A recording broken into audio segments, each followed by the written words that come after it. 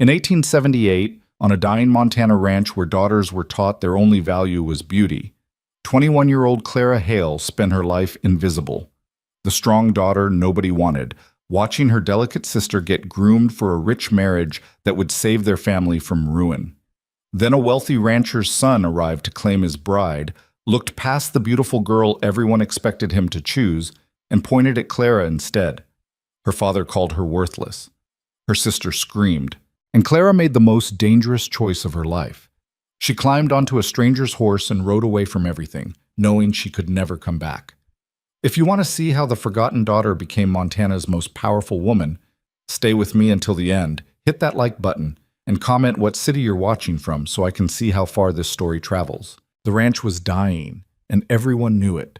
Clara Hale drove the fence post into frozen ground with shoulders that burned and hands wrapped in bloody rags. February wind cut across the Montana grassland like a blade, but she didn't stop. Couldn't stop. The fence line stretched another quarter-mile, and if the cattle got through again tonight, her father would find someone to blame.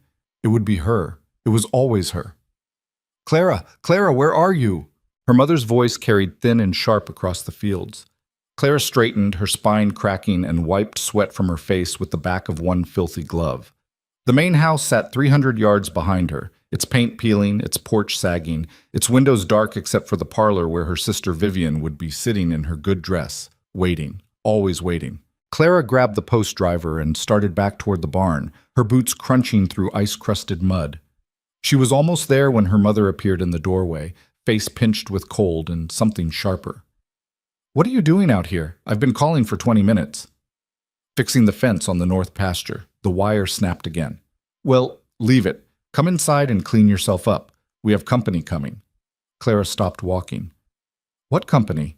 Her mother's mouth tightened. "Mr. Mercer is bringing his son. They'll be here within the hour."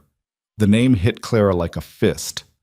Mercer, the richest ranching family in Montana Territory, maybe in the whole damn West. They owned land from the Yellowstone River to the mountain passes, ran cattle by the thousands, had more money than Clara's family would see in 10 generations. And they were coming here. "Why?" Clara asked. "You know why?" Her mother's voice dropped.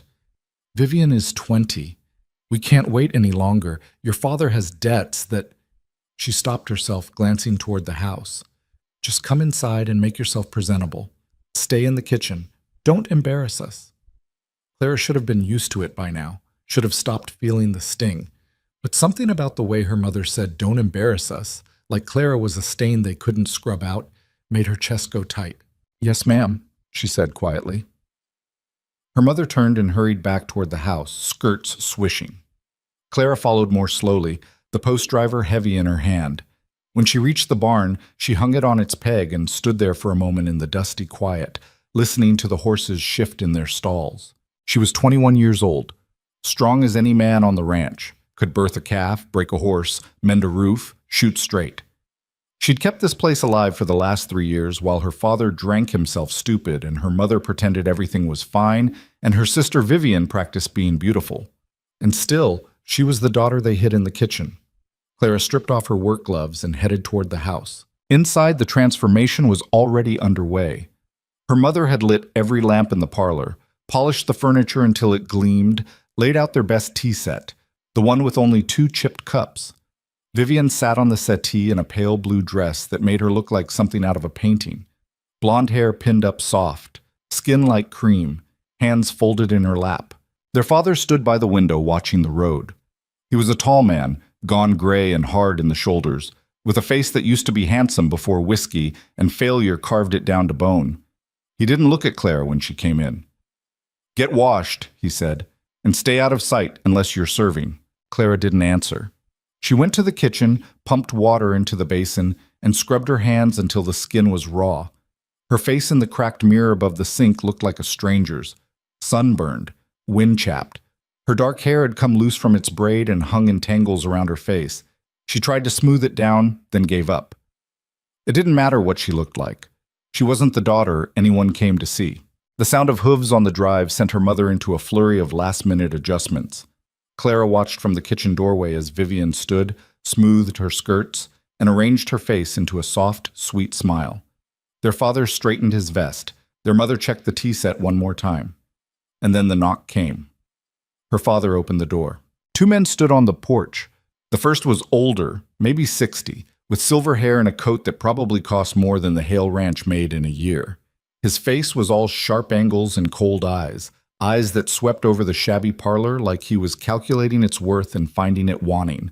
The second man was younger, mid-20s maybe, tall and broad-shouldered, with dark hair and a face that would have been handsome if it wasn't so damn serious.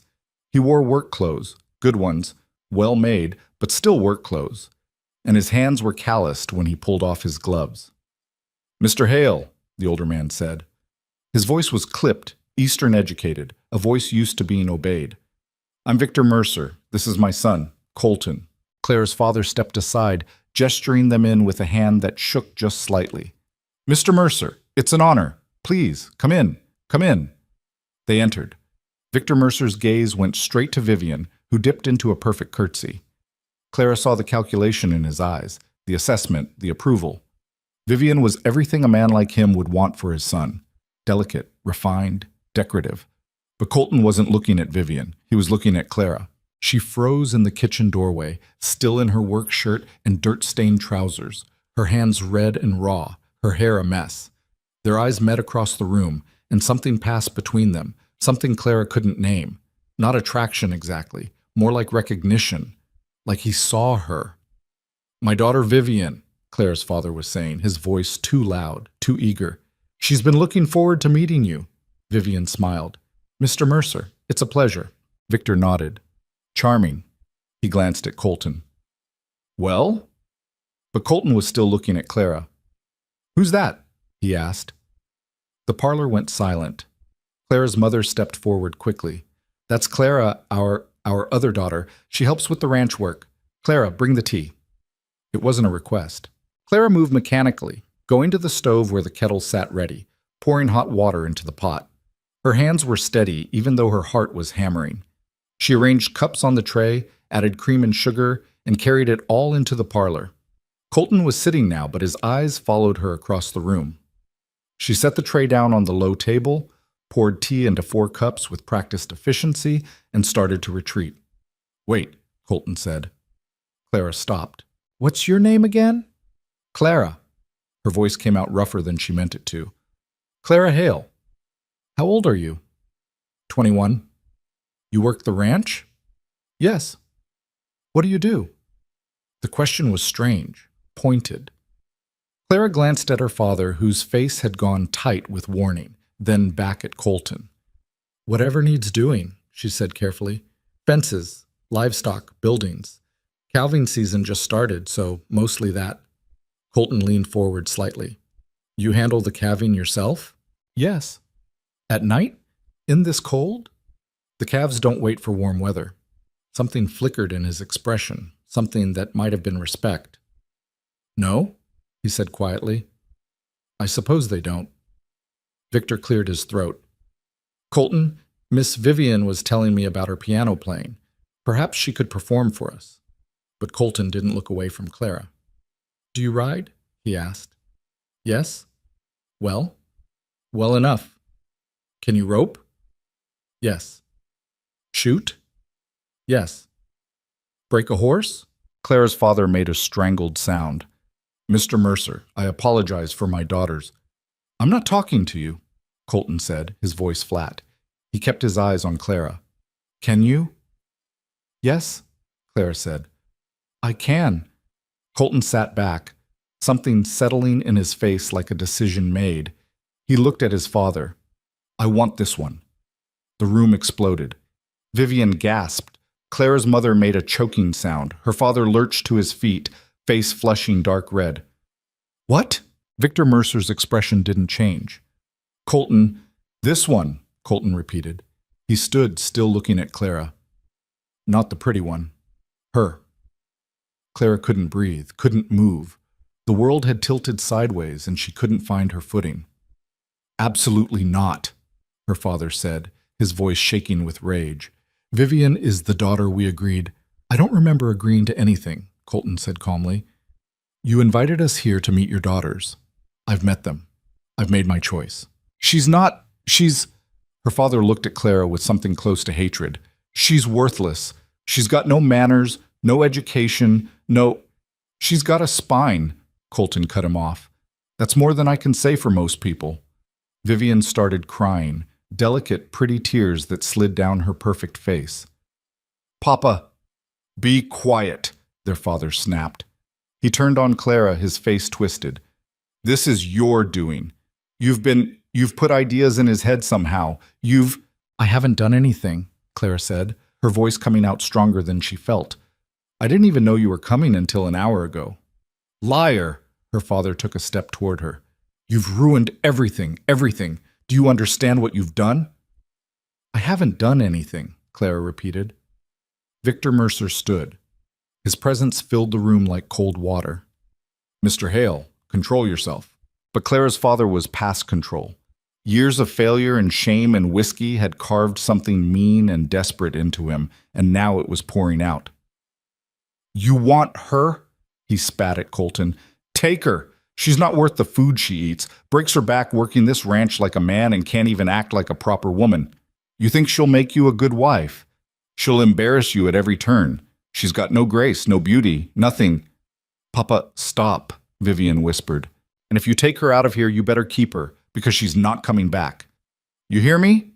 He jabbed a finger at Clara, his hand shaking. You walk out that door with him. You're dead to this family. Dead. I'll burn your name out of the Bible. You'll have nothing. You understand? The room went silent again. Clara stood there with her father's words ringing in her ears, with her mother's stricken face, and her sister's tears, and Victor Mercer's cold assessment, and Colton's steady gaze all pressing in on her like a vice. She should be terrified, should be begging, should be trying to smooth this over, to make herself small and invisible again, to let Vivian have what was always meant to be hers. But something in Clara's chest had cracked open, and all the years of swallowing insults and biting her tongue and pretending she didn't hear the cruel things they said about her when they thought she was out of earshot, all of it came pouring out in a single crystalline moment of clarity. She was done. All right, Clara said quietly. Her father blinked. What? I said, all right. Clara looked at Colton. You want me to come with you? Yes, Colton said. Why? The question seemed to surprise him. He considered it for a moment, then said, because you're real. Everything else I've seen today is performance. You're the only real thing in this room. It wasn't a declaration of love. Wasn't even particularly romantic, but it was honest, and Clara had been starving for honesty her whole life. Then I'll come, she said. Her mother made a broken sound. Clara, you can't. Mrs. Hale, Victor Mercer said, his voice cutting through the chaos like a knife. Your husband has made his position clear. The girl has accepted my son's proposal. We'll make the arrangements. There are no arrangements to make, Clara's father snarled. She leaves now. She leaves with nothing. No dowry, no trousseau, nothing. You hear me? Nothing. We don't need your money, Colton said. Good. Her father grabbed Clara's arm, his fingers digging in hard enough to bruise. Then get out. Get out of my house. You're no daughter of mine. He shoved her toward the door. Clara stumbled, caught herself, and straightened. She looked at her mother, who had turned her face away, at Vivian, who was sobbing into her hands, at her father, whose face was mottled with rage and shame. Goodbye, Clara said. Nobody answered. She walked to the door. Colton followed. Victor Mercer paused on the threshold and looked back at Clara's father with something that might have been contempt. You're a fool, he said quietly. You had a daughter worth keeping, and you threw her away. That will haunt you. Then he left too. Outside, the February wind hit Clara like a fist. She had no coat, no money, no belongings except the clothes on her back and the knowledge that she'd just burned her entire life to the ground. Colton walked to where the horses were tied and swung up onto a big bay gelding. He looked down at Clara. You can ride behind me, or take your father's mare. Clara glanced back at the house. Her father's mare was in the barn. Taking her would be theft, technically, but Clara was already disowned, already dead to them. I'll take the mare, she said. She went to the barn, saddled the horse with hands that didn't shake, and led her out. Colton and Victor were waiting. Clara mounted, feeling the familiar comfort of a horse beneath her, and gathered the reins. You're sure about this? Victor Mercer asked. He was looking at her like she was a problem to be solved. No, Clara said honestly, but I'm sure about what I'm leaving. Something that might have been approval flickered across Victor's face. Fair enough. He spurred his horse forward. Colton followed. Clara took one last look at the ranch, the sagging porch, the broken fence line, the fields she'd bled for, and then she turned her horse's head and rode away. She didn't look back. They rode for 2 hours through country Clara knew by heart, past the Miller Ranch, past the creek where she used to fish as a child, past the road that led to town. The sun was setting by the time they turned onto Mercer land, and Clara felt it like crossing a border into foreign territory. The land changed. Fences were straight and strong. Cattle were fat and healthy. Buildings were new and well-maintained. And as they rode deeper into Mercer territory, Clara began to see just how vast it really was. Miles of it, thousands of acres stretching from the valley floor up into the foothills, pastures and timber and water rights and everything a ranching empire needed to survive. "How much land do you have?" Clara asked. "Enough," Victor said. That wasn't an answer, but Clara didn't push. She was too busy trying to process what she'd done. An hour ago, she'd been fixing a fence. Now she was riding toward a marriage with a man she'd known for 20 minutes, leaving behind the only family she'd ever had. The smart thing would be to panic. But Clara had stopped doing the smart thing the moment she agreed to leave. The main house came into view as full dark settled over the valley. It was huge, 2 stories, white-clapboard, a wide porch wrapped around 3 sides.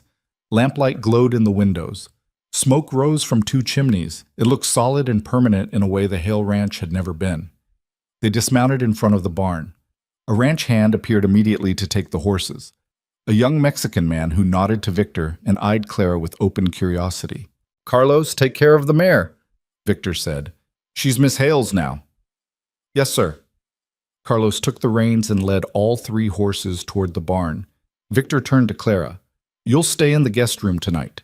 Tomorrow we'll discuss arrangements." "Arrangements?" Clara asked. "The marriage, the settlement, your role here." His eyes were cold and assessing. "My son may have chosen you, but you'll need to prove you can handle being a Mercer. This isn't a charity house." "I didn't ask for charity." "Good. You won't get any." Victor walked toward the house. Colton lingered, looking at Clara in the darkness.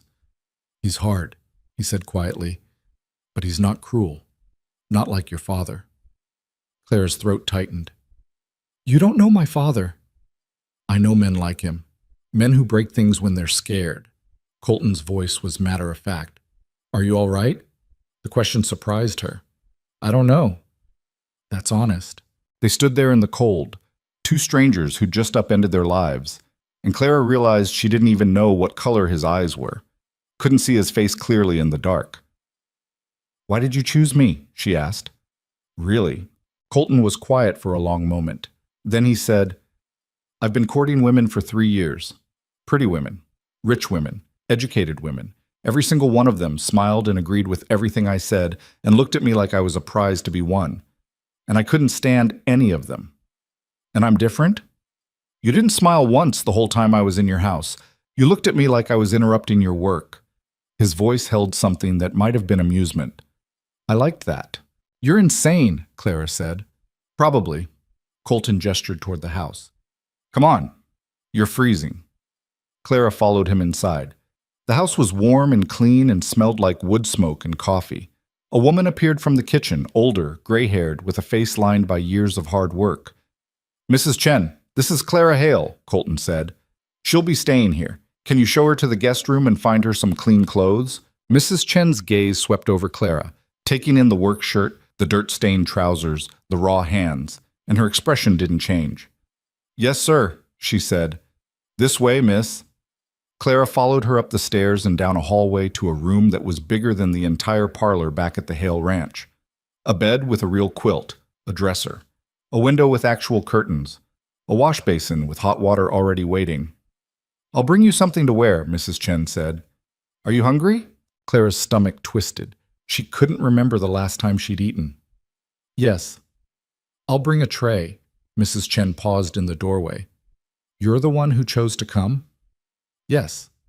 "Why?" It was the same question Clara kept asking herself. Because staying would have killed me. Mrs. Chen nodded slowly. That's reason enough. She left. Clara stood alone in the guest room, her reflection staring back at her from the dark window. She looked wild, dangerous, like someone who'd just made a choice she couldn't take back. She stripped off her filthy clothes and washed in water that was actually hot, a luxury she'd almost forgotten existed. Mrs. Chen returned with a simple dress, wool stockings, and a tray of food that made Clara's mouth water. Bread, cheese, cold chicken, apples. Thank you, Clara said. Mrs. Chen set the tray down and looked at her with eyes that had seen too much. Mr. Mercer's a hard man. The son's better, but he's still his father's boy. You understand what you've walked into? No, Clara said, but I'll figure it out. Will you? I don't have a choice. Mrs. Chen's expression softened slightly. We always have a choice, girl. You made yours tonight. Now you have to live with it. She left Clara alone. Clara ate until her stomach hurt, then climbed into the bed and pulled the quilt up to her chin. The mattress was soft. The room was warm. Outside, she could hear the wind rattling the windows and the distant sound of cattle lowing in the fields. She should sleep. But every time she closed her eyes, she saw her father's face twisted with rage, heard him telling her she was worthless, felt the moment when she chose to walk away instead of staying small. Clara had spent 21 years believing she was the wrong daughter, the one who didn't fit, the one nobody wanted. And in a single afternoon, a stranger had looked at her and seen something different. She didn't know if Colton Mercer was right about her, but she was damn sure her father had been wrong. Clara pulled the quilt tighter and stared at the ceiling, listening to the wind, and wondered what kind of woman she'd become in this new world she'd chosen. Outside, Montana stretched dark and endless, full of things she didn't know, and battles she hadn't fought yet. But for the first time in her life, she wasn't invisible. And that would have to be enough. Clara woke to the sound of men shouting. She bolted upright in the unfamiliar bed, heart hammering, momentarily lost. The room was still dark, but gray light was seeping through the curtains. Dawn, maybe. Or close to it. The shouting continued outside, rough voices, urgent, angry. She threw off the quilt and went to the window. Below, in the yard between the house and the barn, she could see figures moving in the half-light, men on horses, someone holding a torch. The orange flame cast wild shadows across their faces. Clara grabbed the dress Mrs. Chen had left, pulled it on, and ran barefoot down the stairs. The front door was already open. Victor Mercer stood on the porch in his shirt sleeves, a rifle in his hands. Colton was beside him, also armed. The cold hit Clara like a wall, but she pushed through it and stepped outside. What's happening? She asked. Victor didn't look at her. Fire. North pasture. Someone said it deliberately. Clara's stomach dropped. How bad? Bad enough. Victor raised his voice, addressing the men in the yard. Take every hand who can ride. Get water barrels on the wagons. Move! The men scattered. Horses were saddled in frantic motion. Clara saw Carlos running toward the barn, saw Mrs. Chen appear with armfuls of blankets, saw the organized chaos of a ranch preparing for disaster. I can help, Clara said. You'll stay here, Victor said flatly. I know how to fight a grass fire.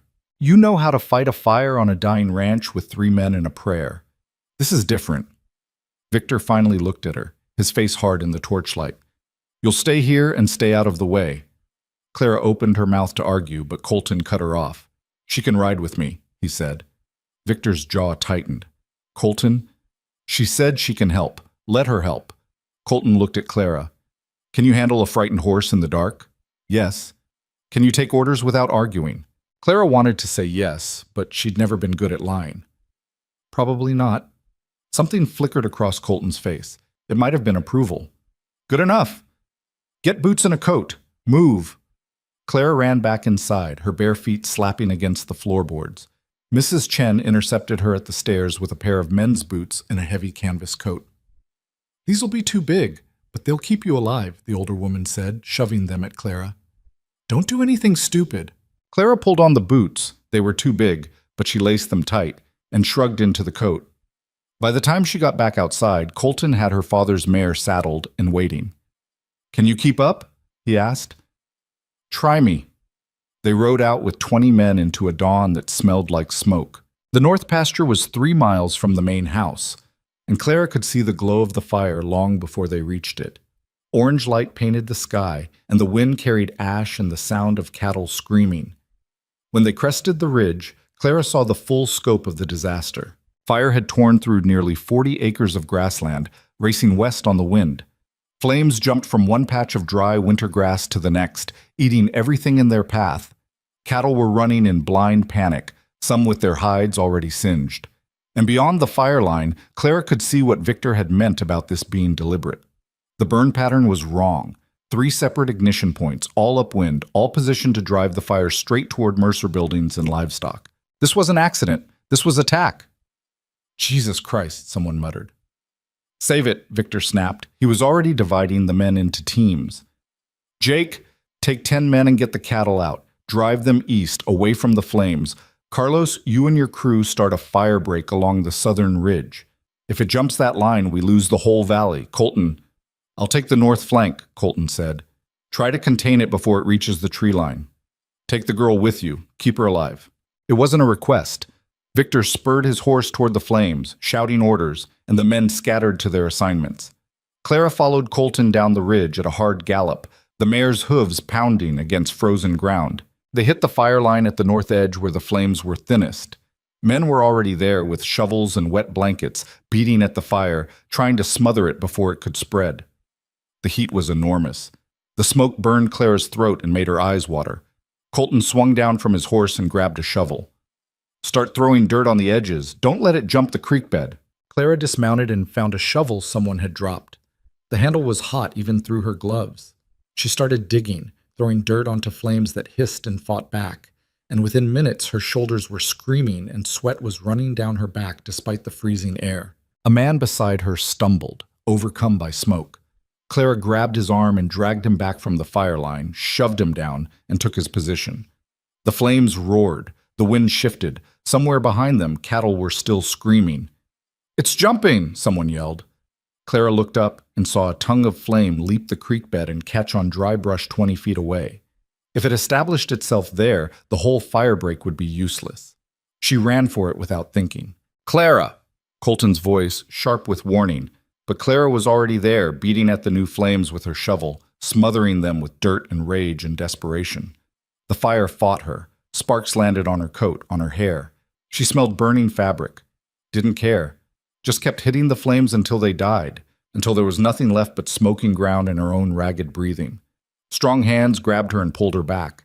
Colton, his face black with soot, his eyes furious. What the hell were you thinking? It was going to jump, Clara gasped. So let it jump. We have 20 men here, and none of them were close enough. Colton looked at her like she was insane. Maybe she was. Her hands were shaking, and her coat was full of burn holes, and she could feel blisters forming on her palms, even through the gloves. You could have died, Colton said. I didn't. That's not the point. Then what is the point? Claire's voice came out rougher than she intended. You brought me out here to help. I'm helping. Colton stared at her. Then he shook his head and shoved a wet blanket into her hands. Fine, help. But if you die on your first day, my father will kill me. They worked for 3 more hours. The sun came up behind a curtain of smoke, turning the sky the color of old blood. The fire gradually died, beaten back by sheer stubbornness and backbreaking labor. By the time the last flames were smothered, Claire's entire body hurt, and her lungs felt like they'd been scoured with sand. She stood in the middle of scorched earth, surrounded by exhausted men, and watched Victor Mercer walk the burn line with a face like stone. 40 acres, he said finally. Could have been worse. Could have been better, someone muttered. Victor's head snapped toward the voice. You got something to say, Jackson? The man, Jackson, shifted uncomfortably. Just saying, boss. This is the 3rd fire in 2 months. Someone's trying to send a message. I know what message they're sending. Victor's voice was cold. And when I find out who's sending it, I'll send one back they won't forget. He turned and walked toward his horse. The men began gathering tools, loading wagons, preparing for the ride back. Clara bent to pick up her shovel and nearly fell over. Her legs were shaking. Colton appeared at her elbow. You all right? No? Can you ride? I'll manage. That's not what I asked. Clara looked at him. His face was as soot-stained as hers, his hair full of ash, his hands wrapped in bloody rags where blisters had burst. He looked like he'd been through a war. Can you? She asked. Colton's mouth twitched. I'll manage. They rode back together in a group of men too tired to talk. The ranch yard was full of activity when they arrived, wagons being unloaded, horses being tended, Mrs. Chen moving among the men with water and food. Clara slid down from the mare and almost collapsed. Her legs wouldn't hold her. Easy. Colton caught her arm. When's the last time you ate? Clara tried to remember. Yesterday, last night. Come on. He half carried her into the house and deposited her in a chair at the kitchen table. Mrs. Chen took one look at Clara's face and started assembling food without being asked. Bread, cold beef, eggs, coffee so strong it could strip paint. Clara ate like she was starving. Maybe she was. Colton sat across from her, eating with the same mechanical efficiency, and neither of them spoke until the food was gone. Your hands, Mrs. Chen said. Clara looked down. Her gloves were burned through in places, and beneath them her palms were raw and blistered. She hadn't felt it while she was working, but now the pain came in waves that made her vision blur. Mrs. Chen produced a tin of salve and began treating the burns with hands that were surprisingly gentle. Clara gritted her teeth and didn't make a sound. You did good work today, Mrs. Chen said quietly. I didn't do anything special. You stopped a fire from jumping a fire break. Jake saw the whole thing, said you moved faster than any man there. Mrs. Chen wrapped Clara's hands in clean bandages. Mr. Victor won't say it, but that saved us hours of work. Will he say anything? No, he's not the saying type. Clara flexed her bandaged hands carefully. What about the fires? Jackson said this was the third one. Mrs. Chen's face closed down. That's ranch business. I'm on the ranch now. Doesn't mean you need to know everything. Mrs. Chen stood, gathering the medical supplies. Get some rest. You look half dead. She left. Clara sat at the table, staring at her wrapped hands, and tried to process the last 12 hours. Yesterday, she'd been fixing a fence on a dying ranch. Today, she'd fought a fire set by enemies she didn't know on land that didn't belong to her. And tomorrow, she was supposed to marry Colton Mercer. The thought hit her like cold water. In all the chaos, she'd almost forgotten. There was going to be a wedding, vows, a life she couldn't begin to imagine. You're thinking too hard, Colton said. Clara looked up. He was still sitting across from her, watching with eyes that were too perceptive. I don't know what I'm doing here, Clara said. Neither do I. That's not reassuring. It's honest. Colton leaned back in his chair. You want reassurance? I can't give it. I don't know if this will work. Don't know if we'll kill each other or make something decent, but I know I'm tired of pretending to be someone I'm not, and you don't seem like the pretending type. What type am I? The surviving type. His voice was matter of fact. You've been surviving your whole life. Now you just have to survive this. Clara's throat tightened. And if I can't, then we'll figure it out. Colton stood. Get some sleep. Tomorrow's going to be a long day. He left her alone in the kitchen. Clara sat there for a long time, staring at nothing, before she finally dragged herself upstairs to the guest room. Her body was one massive ache. Her hands throbbed. She stripped off the burned coat and the soot-stained dress and collapsed into bed without washing. Sleep hit her like a hammer. She dreamed of fire, of her father's face twisted with rage, of riding through darkness towards something she couldn't name. When she woke, it was late afternoon, and someone was knocking on her door. Miss Hale? Mrs. Chen's voice. You need to get up. Clara groaned and sat up. Her hands screamed in protest. Why? Because there are people downstairs who want to meet you, and Mr. Victor says you're getting married at sunset, whether you're ready or not. The words took a moment to penetrate. Then Clara was out of bed, her heart racing. What? Today? Today? Mrs. Chen opened the door, carrying an armful of fabric. I've got a dress.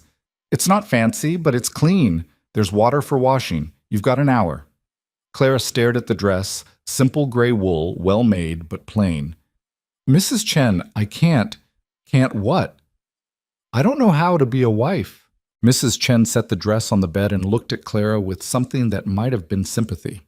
"Nobody does, girl. You learn as you go. Now wash up. You smell like smoke." The next hour passed in a blur. Clara washed, wincing when water hit her blistered hands. Mrs. Chen helped her into the dress, pinned up her hair, and handed her a pair of decent boots that almost fit. There was no mirror in the guest room, so Clara had no idea what she looked like. "Will I do?" she asked. Mrs. Chen studied her. "You'll do." They went downstairs together. The parlor was full of people Clara had never seen before. Ranch hands cleaned up and uncomfortable in their good clothes, a few women from neighboring ranches, an old man with a Bible who must be the preacher. And in the center of it all stood Victor Mercer, looking like a man preparing for a business transaction. Colton was beside him, wearing a clean shirt and a tie that looked like it was strangling him. His eyes found Clara across the room, and something passed between them, not love, but understanding. They were both trapped in this moment, both making the best of a situation neither had fully chosen. "There she is," Victor said. His voice carried across the room. "Clara Hale, or she will be Clara Mercer in about 5 minutes." The preacher stepped forward, Bible in hand. He was old and tired looking, with the kind of face that had seen too many hard marriages and not enough happy ones. "Shall we begin?" he asked. Clara wanted to say no, wanted to run, wanted to wake up back in her old life where at least she knew what to expect. But Colton was holding out his hand, and Clara found herself walking toward him. And then they were standing together in front of the preacher while the old man droned through vows that Clara barely heard. "Do you, Colton Mercer, take this woman?" "I do," Colton said. "And do you, Clara Hale, take this man?" Clara looked at Colton, at the man who had chosen her for reasons she still didn't understand, at the life she'd jumped into with both eyes open and no safety net. "I do," she said. The preacher pronounced them married. Someone clapped. Colton leaned in and kissed her, quick and awkward and perfunctory. Then it was over, and Clara was a wife, and she had no idea what came next. The gathering broke up quickly. People offered congratulations that sounded hollow, shook hands, and dispersed. Within 20 minutes, the house was quiet again. Clara stood in the parlor, still in the gray dress, and tried to understand what had just happened. "Well," Victor said, "that's done." Colton shot his father a look. "Is that all you have to say?" "What do you want me to say? That I'm happy? I'm not. You chose a ranch hand over a dozen suitable women." Victor looked at Clara. "But you chose her, so now she's family, and family works." It wasn't a welcome. It was a job assignment. "Come with me," Victor said to Clara. "We need to talk." He led her to his office, a room lined with ledgers and maps and the accumulated records of an empire. He closed the door, poured himself a whiskey, and sat behind his desk like a king on a throne. "Sit down," he said. Clara sat. Victor studied her for a long moment. "You know why someone's burning my land?" "No. Because they want me to react, want me to ride out with guns and start a war. Then they can claim self-defense when they kill my men and take my water rights." His voice was flat. "It's a game, and it's been going on since before you were born. Who's behind it?" "Thomas Quinn. Owns the land west of here. Used to be friends with my father until they had a falling out over a woman and a water contract." Victor took a drink. "Now he wants to drive me out and take everything I've built." Clara thought about the fire, about the deliberate burn pattern. "So what are you going to do?" "Nothing." The answer surprised her. "Nothing? If I retaliate, I give him exactly what he wants, so I absorb the losses, rebuild, and wait for him to make a mistake." Victor leaned forward. "But that doesn't mean I'm weak. It means I'm patient." "You understand the difference?" "Yes." "Good. Because you're a Mercer now, and Mercers don't break. We bend, we wait, and when the time is right, we strike." His eyes were cold. "Can you do that?" Clara met his gaze. "I spent 21 years bending for people who thought I was worthless. I know how to wait." Victor smiled. It wasn't a pleasant expression. "Then we'll get along fine. Now get out. I have work to do." Clara left the office and found Colton waiting in the hallway. He looked uncomfortable. "My father's a bastard," he said. "I noticed." He'll respect you if you prove yourself, but he won't make it easy. Nothing's been easy, Clara said. Why should this be different? Colton's expression softened slightly. Come on, I'll show you the rest of the ranch. They spent the next hour walking the property. The barns, the bunkhouse, the cattle pens, the equipment sheds. Colton explained how the operation worked, who managed what, where the boundaries were. It was a lot of information, but Clara absorbed it like water on dry ground.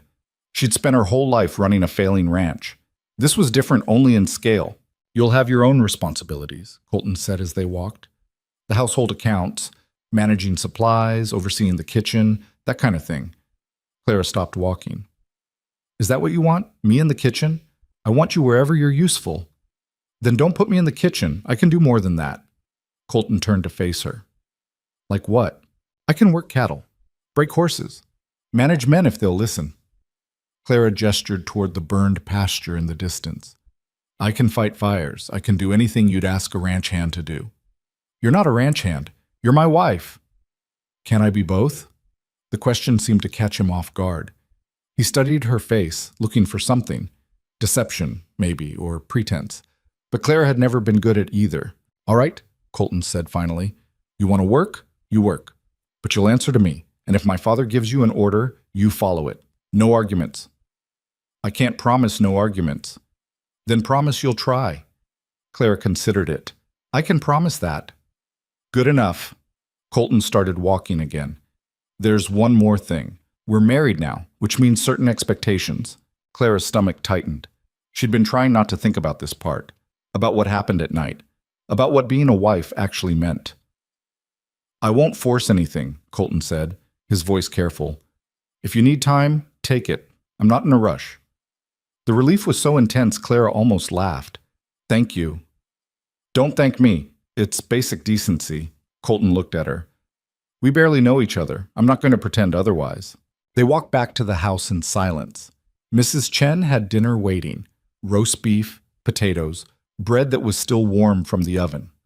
Victor joined them at the table, and the three of them ate without much conversation. Clara was too tired to make small talk, and the men seemed equally exhausted. After dinner, Colton showed Clara to a different room, larger than the guest room, with a bed big enough for 2 people and windows that overlooked the valley. Their room, she realized. Their shared space. I'll sleep in the guest room tonight, Colton said. Give you time to settle. You don't have to. I know, but I'm going to anyway. He paused in the doorway. You did good today.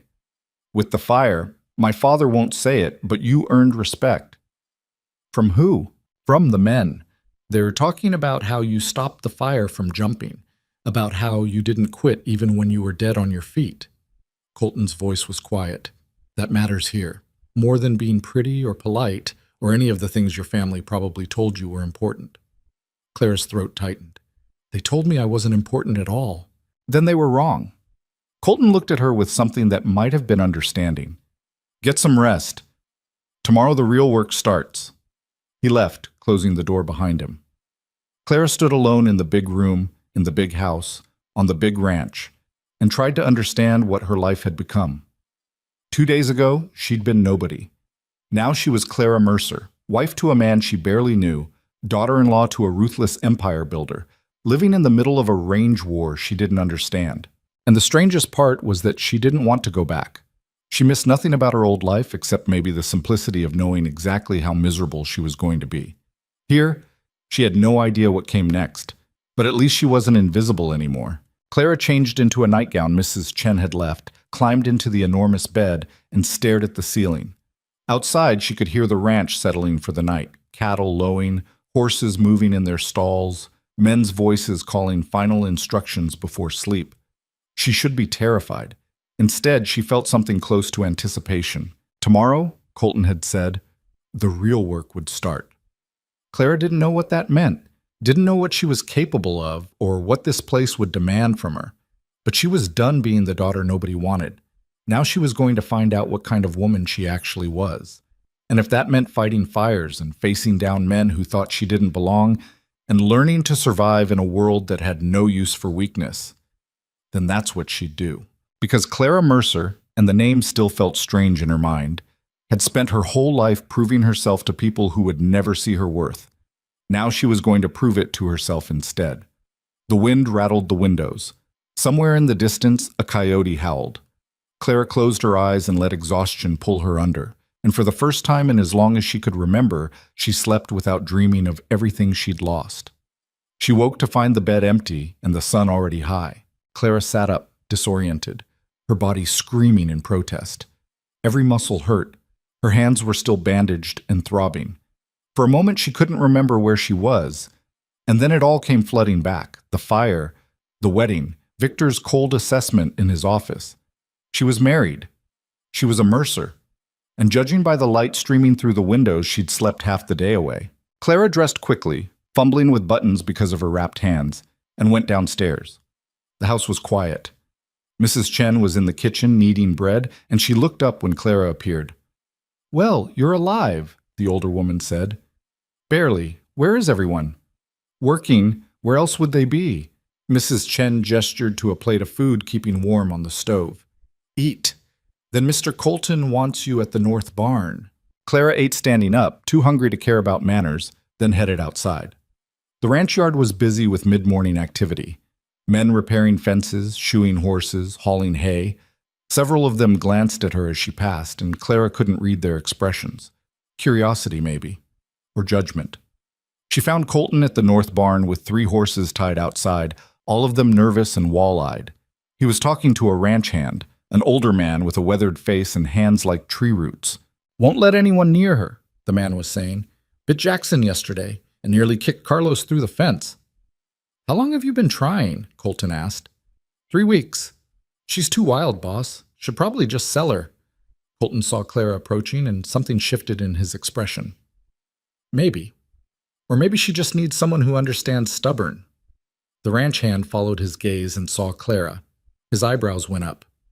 "You're not serious." "Why not? My wife's been breaking horses since she could walk. Isn't that right, Clara?" Clara stopped beside them and looked at the horses. 2 geldings, calm enough, and 1 mare, a beautiful chestnut with a white blaze and eyes full of rage. The mare's ears were flat against her head, and she was pulling against the lead rope hard enough to make the post creak. "That's the problem horse?" Clara asked.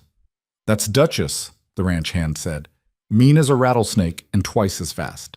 Clara walked slowly toward the mare, hands loose at her sides. Duchess's eyes rolled white and she tried to rear, but the rope held her. Clara stopped just out of kicking range and stood there, not moving, just watching. "What are you doing?" the ranch hand asked. "Letting her see me." Clara kept her voice low and even. "She's scared, not mean. She damn near killed Jackson." Because Jackson probably walked up to her like he owned her. Horses don't like being owned, they like being understood. Clara took another step forward. The mare snorted and stamped, but didn't try to kick. "Easy, girl. Nobody's going to hurt you." She moved closer, inch by inch, talking in that same low voice. The mare's ears flickered forward, then back. Forward again. Clara could see the scars on her flanks, old marks from spurs or a whip. Someone had beaten this horse and broken her trust, and now she fought everyone who came near. Clara knew exactly how that felt. "Let me work with her," she said, not taking her eyes off the mare. The ranch hand looked at Colton. "Boss, if she gets hurt, then she gets hurt." Colton's voice was flat. "Clara, you want to try? Try.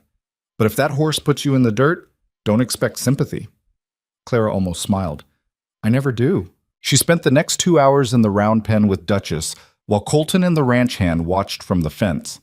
The mare fought her at every turn, rearing, bucking, trying to bite. But Clara had learned patience on her father's ranch, where they couldn't afford to waste a horse, where every animal had to earn its keep no matter how difficult. She didn't force anything, didn't use a whip or spurs, just kept moving the mare in circles, changing direction, making her work until the fight started draining out of her. And slowly, so slowly Clara's arms were shaking and her bandaged hands were bleeding through the wrappings. The mare's ears came forward and stayed there. By noon, Clara had a halter on her. By mid-afternoon, she was running her hands along the mare's neck and flanks. By evening, when the sun was dropping toward the mountains and turning the sky orange, Clara led Duchess out of the round pen without a rope. The ranch hand's mouth fell open. "I'll be damned." She's not broken, Clara said, stroking the mare's nose. But she'll work if you don't push her. Give her to someone patient, someone who won't hit her. Give her to you, Colton said. Clara looked at him. What? She's yours. You earned her. Colton pushed off the fence and walked over to where Carlos was waiting with fresh horses. Come on, we need to check the western boundary before dark. Clara handed Duchess's lead to the ranch hand and followed Colton to the horses. Her whole body hurt and her hands were on fire, but she swung up onto the mare she'd ridden from her father's ranch without complaint. They rode out together, just the two of them, into the long shadows of late afternoon. The land rolled out around them in waves of brown grass and scattered timber, beautiful and harsh in equal measure. Clara could see why men fought over this territory, why they burned and killed and bled for the right to call it theirs. You did good today, Colton said after a while. You keep saying that. Because you keep earning it. He glanced at her. Jake told half the ranch about you stopping the fire from jumping. Now they're calling you the stubborn one. Is that a compliment? Out here? Yes.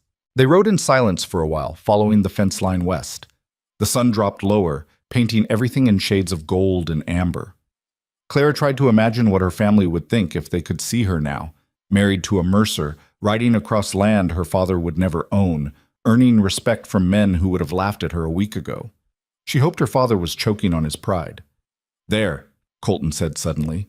Clara followed his gaze and saw it. Another section of fence cut deliberately, the wire pulled back and left hanging. Fresh tracks led through the gap, cattle tracks heading west onto Quinland. How many head do you think? Clara asked. 20, maybe 30, enough to make a point. Colton dismounted and examined the cut wire. This was done last night. Professional job. Someone who knows what they're doing. Quinn's men? Probably. Colton straightened, his jaw tight. This is how it works. They burn us, we lose cattle. They steal cattle, we lose money. They keep pushing until we push back, and then they claim we started the war. So what do we do? Colton looked at her for a long moment. We fix the fence and report the loss. Same as always. That's it? That's what my father says to do. Absorb the losses. Don't give them an excuse. Colton's voice was bitter. Even if it means we bleed slowly instead of fighting back. Clara heard the frustration underneath, the anger he was holding in check. She understood it. Understood the rage that came from being told to stay quiet while someone hurt you, to take the punishment without fighting back. She'd lived that way for 21 years. Your father's smart, Clara said carefully, but that doesn't mean he's right. Colton looked at her sharply. What are you saying? I'm saying there's a difference between avoiding a war and letting someone walk all over you, and I'm saying that if you never push back, they'll never stop pushing. You've been here 3 days. You don't know how things work. I know how bullies work, and Quinn sounds like a bully. Clara met his eyes. My father was a bully. He hit me once when I was 14, and I hit him back hard enough to break his nose. He never touched me again. Colton stared at her. You broke your father's nose? He deserved it. Something that might have been admiration flickered across Colton's face. My father would kill me if I started a range war over stolen cattle. I'm not saying start a war. I'm saying stop bleeding.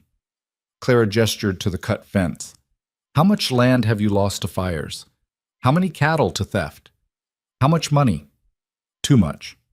And how much is too much before you decide enough is enough? Colton didn't answer.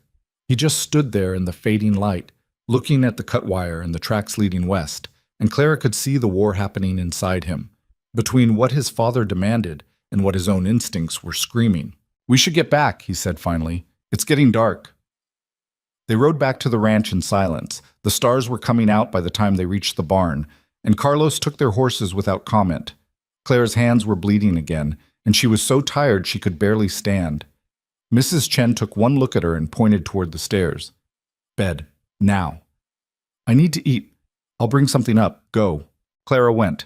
She made it to the bedroom and collapsed onto the bed, still wearing her boots. Her hands throbbed. Her shoulders burned. But underneath the pain was something else, something that felt almost like satisfaction. She'd worked. She'd earned respect. She'd proven she could handle herself, and tomorrow she'd do it again. Mrs. Chen appeared with a tray of food and fresh bandages. She unwrapped Clara's hands, tisked at the damage. and applied more salve with fingers that were surprisingly gentle. "You're going to cripple yourself if you keep this up," the older woman said. "My hands have been worse." "That doesn't make it smart." Mrs. Chen wrapped the bandages tight. "You're trying too hard, trying to prove something." "Maybe."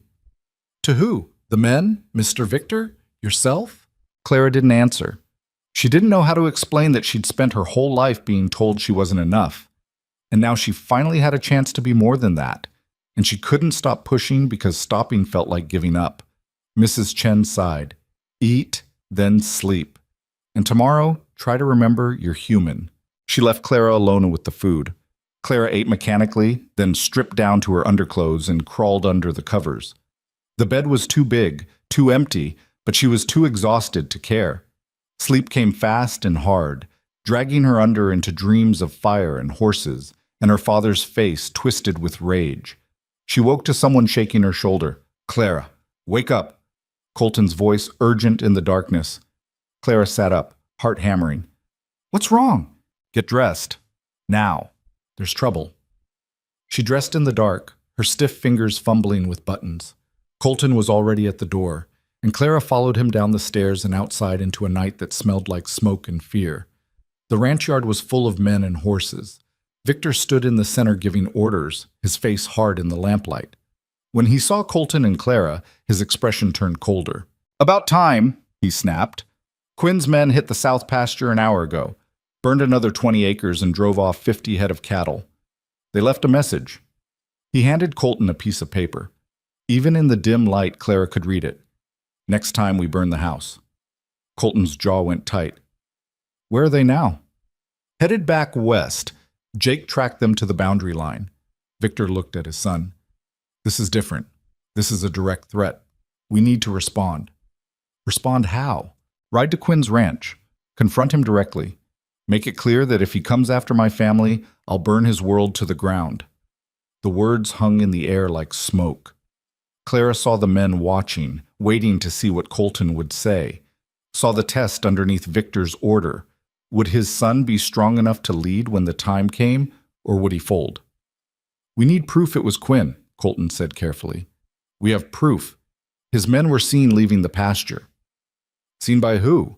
"Jake, and 2 other hands." "In the dark? From a distance? That's not proof, that's suspicion." Colton's voice was steady. "If we ride to Quinn's ranch with guns and accusations, we're starting the war he wants. We're giving him exactly what he's been pushing for." Victor's face flushed dark red. "So we do nothing? Let him threaten to burn our home and just take it?" "I didn't say do nothing. I said we need to be smart." "Smart?" Victor's voice dripped with contempt. "Your grandfather built this ranch with blood and bullets. Your great-grandfather fought off claim jumpers and rustlers with nothing but a rifle and the will to use it. And you want to be smart." "Yes," Colton said. "Because times have changed. You can't just shoot everyone who crosses you anymore." "The hell I can't." Clara saw Colton's hands clench, saw the rage he was keeping locked down, the frustration of a man caught between what was expected and what was right. And she saw the moment when Victor decided his son was too weak to handle this. "Fine," Victor said coldly. "You stay here and be smart. I'll take care of this myself." He turned toward his horse. The men started moving, following his lead, and Clara saw what was about to happen. Victor riding to Quinn's ranch with armed men, turning suspicion into confrontation, starting the war that would burn through the territory like wildfire. "Wait," Clara said. Every head turned toward her. Victor stopped walking and looked back with eyes like ice. "What?" Clara's heart was pounding so hard she could feel it in her throat, but she made herself speak. "What if it wasn't Quinn?"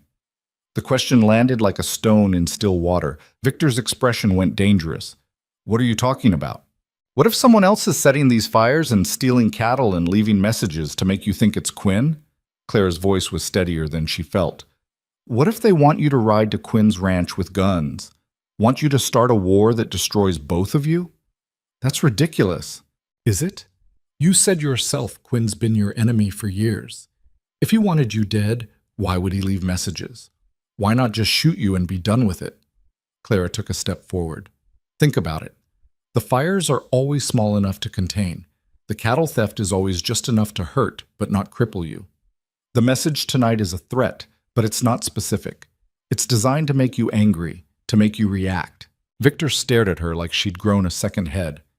You're telling me this is some kind of conspiracy? I'm telling you it doesn't make sense. And before you ride into a fight, maybe you should figure out who you're actually fighting. Silence. The men shifted uncomfortably. Victor's face was unreadable, and Clara knew she'd just crossed a line wives weren't supposed to cross, especially not wives who'd been married for less than a week. Get back in the house, Victor said quietly.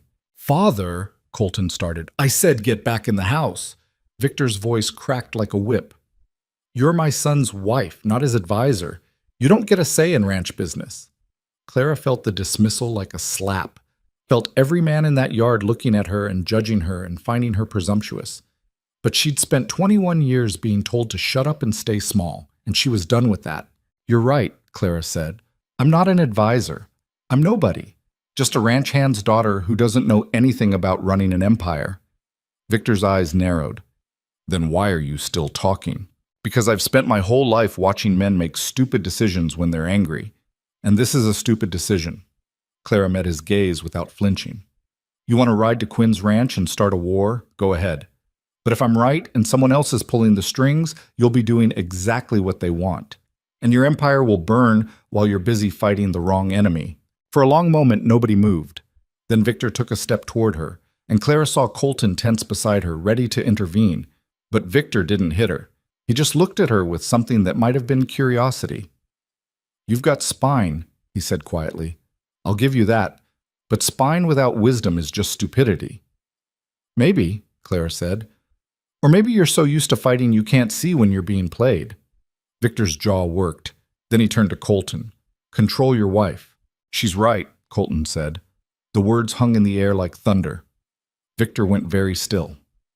What did you say? I said she's right. This doesn't add up. Quinn's a bastard, but he's not stupid. If he wanted a war, he'd have started it years ago. Colton's voice was firm. Someone else is behind this. And before we do anything, we need to find out who. Victor looked between his son and Clara, his face hard. How do you propose we do that? Give me 3 days, Colton said. Let me ride the territory, talk to people, see what I can find out. If I don't have answers by then, we'll do it your way. 3 days. 3 days. Victor was silent for a long time. Then he nodded once, sharp and angry. Fine. 3 days. But if you don't find anything, we ride to Quinn's ranch and settle this the old way. Understood? Understood. Victor turned and stalked toward the house, barking orders as he went. The men dispersed slowly, murmuring among themselves. Clara stood in the yard feeling like she'd just fought a battle she hadn't quite won. Colton looked at her. That was either very brave or very stupid. Probably both. He could have hit you. So could my father. Didn't stop me from talking then either. Clara's hands were shaking, adrenaline draining out of her system. Do you really think I'm right? About someone else being behind this? I don't know. But your logic makes sense. Colton ran a hand through his hair. The question is who would benefit from a war between Quinn and my father? Someone who wants both your lands, Clara said. Someone who's been waiting for you to destroy each other so they can move in and take the pieces. Colton looked at her with something like respect. You've been here less than a week, and you're already thinking like a rancher. I've been thinking like this my whole life. I just never had anyone who'd listen. They stood there in the dark, and Clara realized this was the longest conversation they'd had since the wedding. They were still strangers in most ways, still learning how to exist in the same space. But there was something building between them. Not love exactly. More like partnership. Like maybe they could make this work if they both tried hard enough. Get some sleep, Colton said. Tomorrow we start asking questions, and I'm going to need your help. Why? Because you see things I don't, and because my father will never expect me to bring my wife along on ranch business. Colton's mouth quirked. Which makes you the perfect cover. Clara felt something warm bloom in her chest. Not gratitude exactly, more like recognition. Like Colton was finally seeing what she'd always known about herself. That she was more than just a body to fill a role. All right, Clara said. Where do we start? With the neighbors. Someone's seen something, even if they don't know they have. Colton started toward the house. We'll ride out at dawn. Clara followed him inside and up to their bedroom. Her hands throbbed and her whole body ached, but underneath the pain was something else. A sense of purpose she hadn't felt since leaving her father's ranch. She was done being invisible, done being dismissed, done letting other people decide what she was worth. Now she was going to prove that the stubborn daughter who nobody wanted was exactly the kind of woman this territory needed. And if that meant standing up to Victor Mercer, facing down whoever was trying to destroy his empire, and fighting battles she had no business fighting, well, she'd been doing that her whole life. This was just the first time anyone had given her permission to win. They rode out before sunrise with no explanation to Victor about where they were going or why. Clara sat astride Duchess. The chestnut mare was still skittish but learning to trust, and followed Colton east toward the Murphy Ranch. The land was gray and cold in the pre-dawn light, and their breath came out in clouds. Clara's hands ached inside their bandages, but she'd wrapped them tighter this morning and ignored the pain. The Murphys have been neighbors for 30 years, Colton said as they rode. Good people. They run cattle on the land between us and Quinn. If someone's moving through the territory causing trouble, John Murphy would have seen something. And he'll talk to you? He'll talk to my father's son. Whether he'll tell me the truth is another question. Colton glanced at her. That's where you come in. How? Men like Murphy don't trust Victor Mercer. They think he's ruthless and power-hungry, and they're not wrong. But they might trust you. Clara almost laughed. Why would they trust me? I'm a Mercer now, too. You're a Mercer who used to be a ranch hand's daughter. You know what it's like to work land that's trying to kill you. That matters to people like the Murphys. Colton's voice was thoughtful. My father forgets that not everyone sees strength the way he does. Sometimes weakness is more honest. The words hit harder than Clara expected. She'd spent her whole life being called weak. By her father, by Vivian, by everyone who saw her calloused hands and dirt-stained clothes and decided she was less than. But Colton was saying something different. He was saying weakness could be a kind of power. They reached the Murphy Ranch just as the sun was breaking over the eastern hills. It was smaller than the Mercer spread, a single-story house, one barn, fences that needed repair. Chickens scattered as they rode into the yard, and a dog started barking. A man emerged from the barn carrying a bucket. He was maybe 50, broad-shouldered and weathered, with the kind of face that had seen too many hard winters. When he saw Colton, his expression went carefully neutral. "Mr. Mercer," he said, "didn't expect to see you out this way." Colton dismounted and offered his hand. "John, hope we're not interrupting." Murphy shook hands, but his eyes were wary. "Depends on what you want." "Just to talk. This is my wife, Clara." Murphy's gaze shifted to Clara, and she saw the calculation in his eyes, taking in her worn work clothes, her bandaged hands, the way she sat a horse like someone who'd been doing it all her life. She dismounted and walked over, not bothering to smile or curtsy or do any of the things a proper ranch wife would do. "Mr. Murphy," she said simply. "Ma'am." Murphy looked between them. "Your father know you're here?" "No," Colton said, "and I'd appreciate it if you didn't mention it." That got Murphy's attention. His eyebrows went up. "You running around behind Victor Mercer's back? That's dangerous business, son." "I know. That's why I'm doing it." Colton's voice was flat. "Can we talk inside?" Murphy considered it, then nodded. "Mary's making breakfast. You hungry?" They followed him into the house. It was clean but shabby, with furniture that had been mended too many times and floors that creaked with every step. A woman, Mary Murphy, looked up from the stove when they entered, surprise flashing across her weathered face. "John, who—" "Oh." She saw Colton and her expression closed down. "Mr. Mercer." "Mrs. Murphy, this is my wife, Clara." Mary's eyes went to Clara, taking her measure. Clara saw the same calculation she'd seen in Murphy's face, trying to figure out what kind of woman would marry into the Mercer family, whether she was like Victor or something else entirely. "Pleased to meet you," Mary said carefully. "Likewise," Clara said. "Something smells good." It was the right thing to say.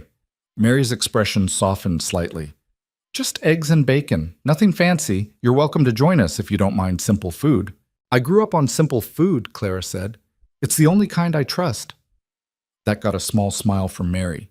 She gestured to the table, and they all sat down while she served breakfast on mismatched plates.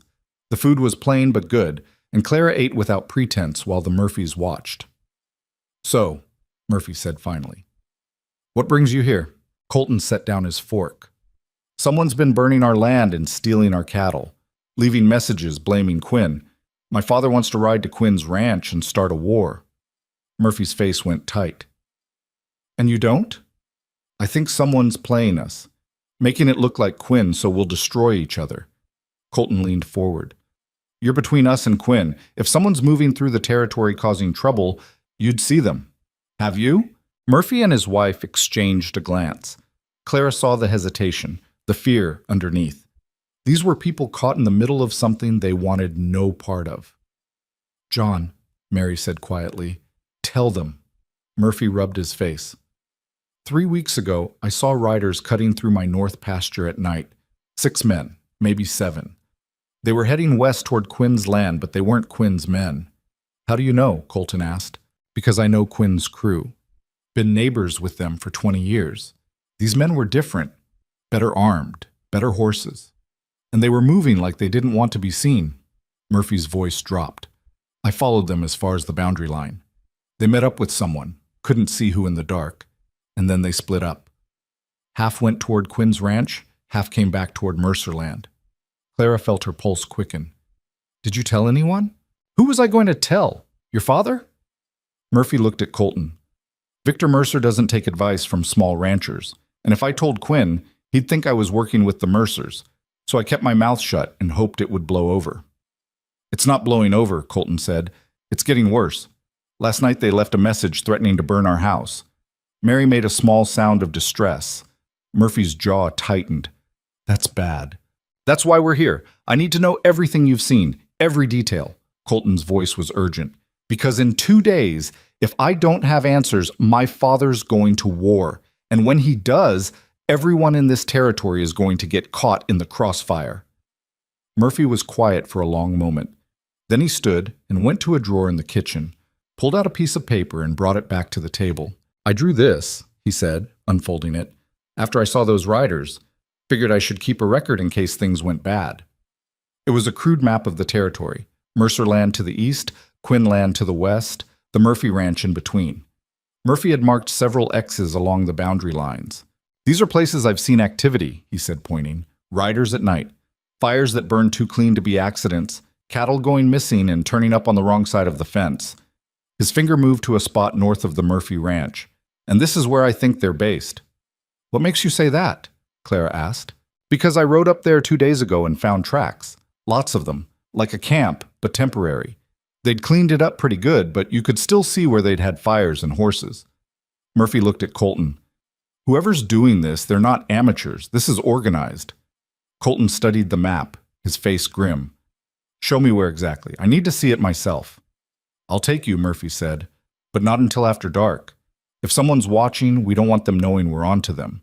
Clara saw the logic in it, but she also saw the problem. "We don't have time to wait. Victor gave Colton 3 days. We've already used one." "Then use the day to gather more information," Mary said. She was looking at Clara with an expression that was almost sympathetic. "Talk to the other ranchers, see if anyone else has seen these riders. The more proof you have, the better chance you have of convincing Mr. Victor to hold off." It made sense. Clara looked at Colton, who nodded slowly. "All right," he said. "We'll spend the day asking questions. Tonight we ride north with you and see this camp. Agreed?" "Agreed," Murphy said. "But be careful. If these men are as organized as I think they are, they'll be watching."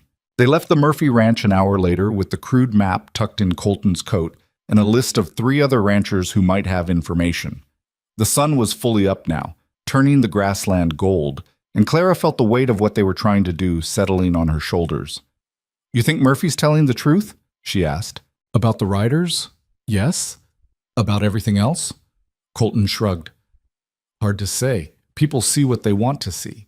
But the camp bothers me. If someone's that organized, they're not just opportunistic thieves. They're planning something bigger." "Exactly." They spent the rest of the day riding from ranch to ranch, talking to neighbors who eyed them with suspicion and gave careful, guarded answers. Clara quickly realized that Victor's reputation preceded them everywhere they went. People were afraid of him, and that fear made them reluctant to help his son. But Clara had an advantage Victor didn't. She knew what it was like to be powerless. She knew how to talk to people who felt stepped on, who'd spent their lives watching rich ranchers take what they wanted while the small operations struggled to survive. At the Harrison Ranch, when the wife wouldn't even let Colton pass the porch, Clara dismounted and walked up alone. "Mrs. Harrison," she said quietly, "I know you don't trust the Mercers. I wouldn't either if I were you. But I'm not asking you to trust them. I'm asking you to trust me." Mrs. Harrison, a thin woman with tired eyes, looked at Clara's bandaged hands and work-worn clothes. "Why should I?" "Because 2 weeks ago I was fixing fences on a failing ranch while my father got drunk and told me I was worthless. The only reason I'm a Mercer now is because Colton saw something in me that my own family never did." Clara's voice was steady. "I don't want a war any more than you do, and if there's information that could stop one, I need to know." Mrs. Harrison studied her face for a long moment. Then she glanced toward where Colton was waiting by the horses and lowered her voice. "3 nights ago, my husband saw men watering horses at our creek. They told him they worked for Quinn, but Sam didn't recognize any of them. And Quinn doesn't usually send men this far east." She hesitated. "Sam wanted to report it to your father-in-law, but I told him not to. Didn't want to get involved." "I understand," Clara said. "But you're already involved. We all are." Mrs. Harrison nodded slowly. "The men said they were heading north to check fence lines. But we don't have shared fence with Quinn up there. It didn't make sense." "North," Clara repeated, the same direction Murphy had indicated on his map. "Thank you, Mrs. Harrison. You might have just saved lives." By the time the sun was setting, they'd talked to 5 ranchers and heard similar stories. Riders who didn't quite fit, movements that didn't make sense, a pattern of activity all pointing north toward the high country where the 3 properties met. Colton was tight-lipped and tense as they rode back toward the Murphy ranch. Clara could see him processing the information, trying to put the pieces together. "Someone's running an operation out of the high country," he said finally, "using our feud with Quinn as cover, stealing from both of us, burning both of us, making sure we blame each other instead of looking for them." "Who would have the resources for that?" Clara asked. "I don't know. Someone with money, someone who knows the territory." Colton's jaw was tight. "Someone who wants both our ranches destroyed so they can move in and take the pieces." They reached the Murphy ranch just as full dark was falling. John Murphy was waiting with 3 horses saddled and a rifle across his saddle. "You ready?" he asked. "Ready?" Colton said. They rode north into country that got rougher with every mile. The grassland gave way to timber, and the timber gave way to rocky slopes where the horses had to pick their way carefully. Murphy led them along paths that were barely visible in the moonlight, and Clara had to trust that Duchess wouldn't step wrong and send them both tumbling into the darkness. After 2 hours, Murphy held up a hand and they stopped. He dismounted and gestured for them to do the same. "From here we walk," he said quietly. "The camp's another 1/4 mile up. We need to be quiet." They tied the horses and moved forward on foot. The night was cold and full of sounds, wind in the trees, an owl calling, small animals moving through the brush. Clara's heart was hammering so hard she was sure everyone could hear it.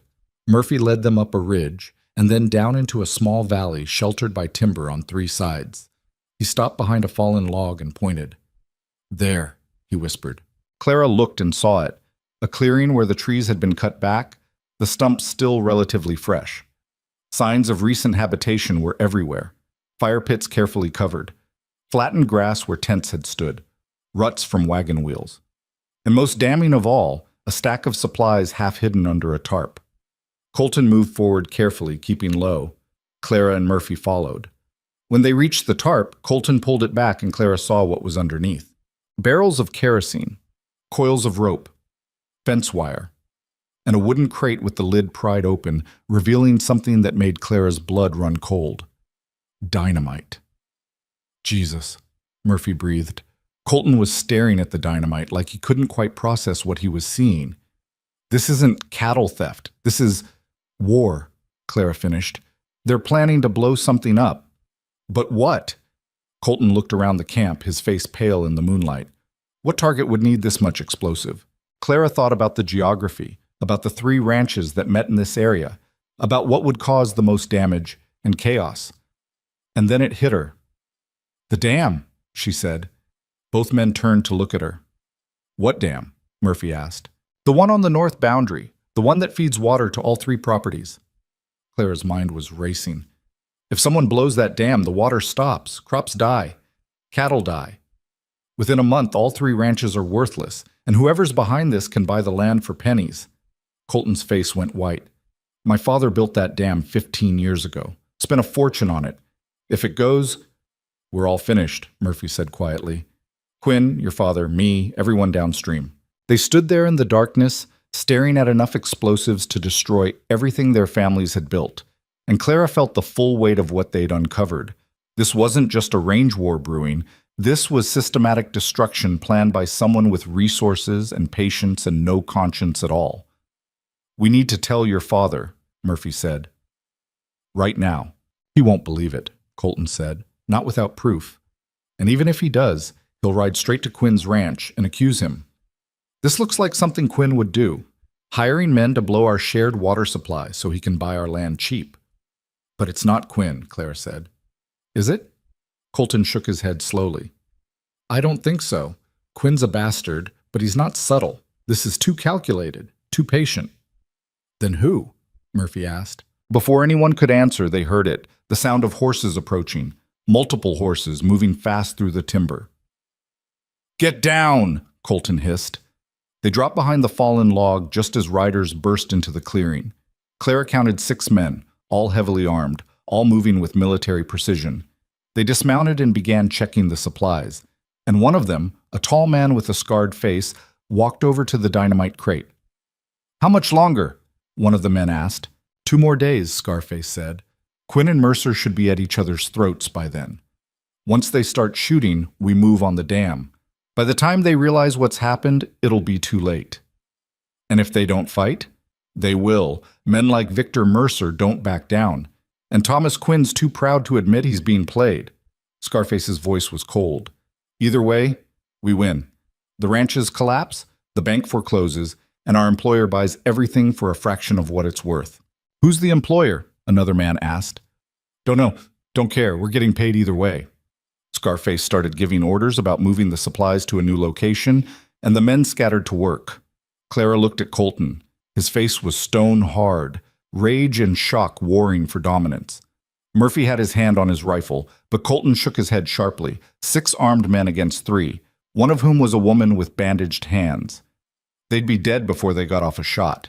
They waited in agonizing silence while the men loaded supplies onto horses and prepared to move out. It felt like hours, but was probably 20 minutes. Finally, the men mounted up and rode west, deeper into the high country. When the sound of hoofbeats faded, Colton stood slowly. We need to get back, he said. Now.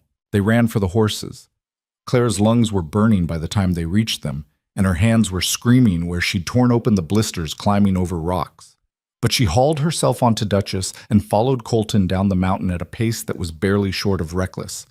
Murphy split off at his ranch with promises to gather what help he could. Colton and Clara rode hard for Mercer land, and the sun was just breaking over the eastern hills when they galloped into the ranch yard. Victor was on the porch drinking coffee. When he saw them riding in hard and fast, his expression went dangerous. Where the hell have you been? Colton swung down from his horse. We found who's behind the fires. Quinn. Not Quinn. Someone else. Someone who's planning to blow the dam and destroy all 3 ranches so they can buy the land cheap. Colton's voice was hard. We saw their camp. We heard them talking. They have enough dynamite to level half the mountain, and they're moving in 2 days. Victor's face went very still. You're serious? Dead serious. Show me. They spent the next hour in Victor's office while Colton laid out everything they'd learned. The riders Murphy had seen, the camp in the high country, the conversation they'd overheard. Clara filled in details and Victor listened without interrupting, his expression getting darker with every word. When they finished, he sat back in his chair and was quiet for a long time. Do you know who's funding this? He asked finally. No, Colton said. But it's someone with serious money. Someone who knows the territory well enough to plan this. Someone who's been patient enough to wait for the perfect moment. Victor's eyes were cold. Only one man fits that description.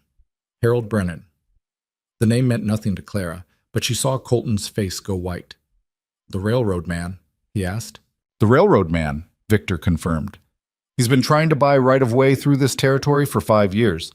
We've all refused to sell. But if our ranches collapse and the bank forecloses, he can buy the land at auction for pennies and run his rail line straight through to the mining territories. Clara felt sick. So he's been orchestrating this whole thing? The fires, the theft, the war between you and Quinn? It fits, Victor said. His voice was flat and cold. Brennan's got the money, the motivation, and the connections to hire men who do this kind of work, and he's ruthless enough not to care who gets hurt in the process. So what do we do? Colton asked. Victor stood and walked to the window, looking out over his land. We do exactly what Brennan doesn't expect. We make peace with Quinn.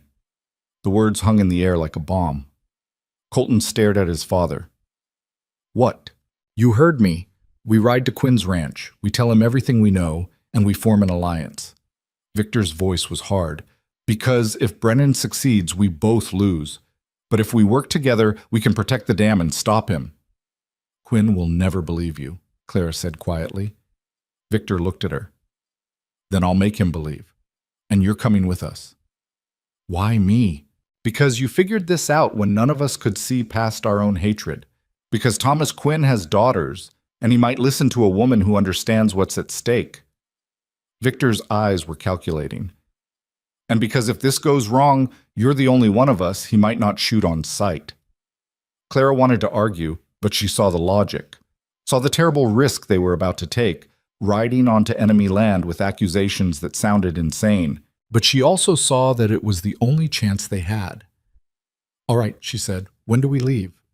Now, Victor said, before Brennan's men move those supplies and we lose our proof. Colton, gather 10 men we can trust. Armed but not looking for a fight. We ride in 1 hour. Colton left to make preparations. Clara stood there with Victor, and the old man looked at her with something that might have been respect. You've been here less than 2 weeks, he said, and you've already seen what I spent 30 years being too blind to notice. That this territory is worth more than pride. That some enemies are more dangerous than the ones you know. I learned that from my father, Clara said quietly. He taught me that sometimes the people who hate you the most are the ones closest to home. Victor's expression didn't change, but something flickered in his eyes. Your father was a fool to throw you away. Yes, Clara said. He was. They rode out an hour later, Victor, Colton, Clara, and 10 armed ranch hands. The tension in the group was thick enough to cut. Everyone knew they were riding into danger, that Thomas Quinn could decide to shoot first and ask questions never. But they rode anyway, because the alternative was watching everything burn. The Quinn Ranch came into view around noon. It was different from the Mercer spread. Older buildings, land that looked harder used, fences that needed work. But it was solid and well defended, and Clara saw men with rifles watching from the barn and the house as they approached. A man came out onto the porch. He was older than Victor, maybe 70, with white hair and a face carved by weather and anger. Thomas Quinn. Even from a distance, Clara could see the hatred in his eyes. Victor raised his hand, signaling the group to stop. He rode forward alone until he was 20 feet from the porch. Quinn, he said, I need to talk. Get off my land, Mercer. I will. After you hear what I have to say. Victor's voice was steady. We've both been played.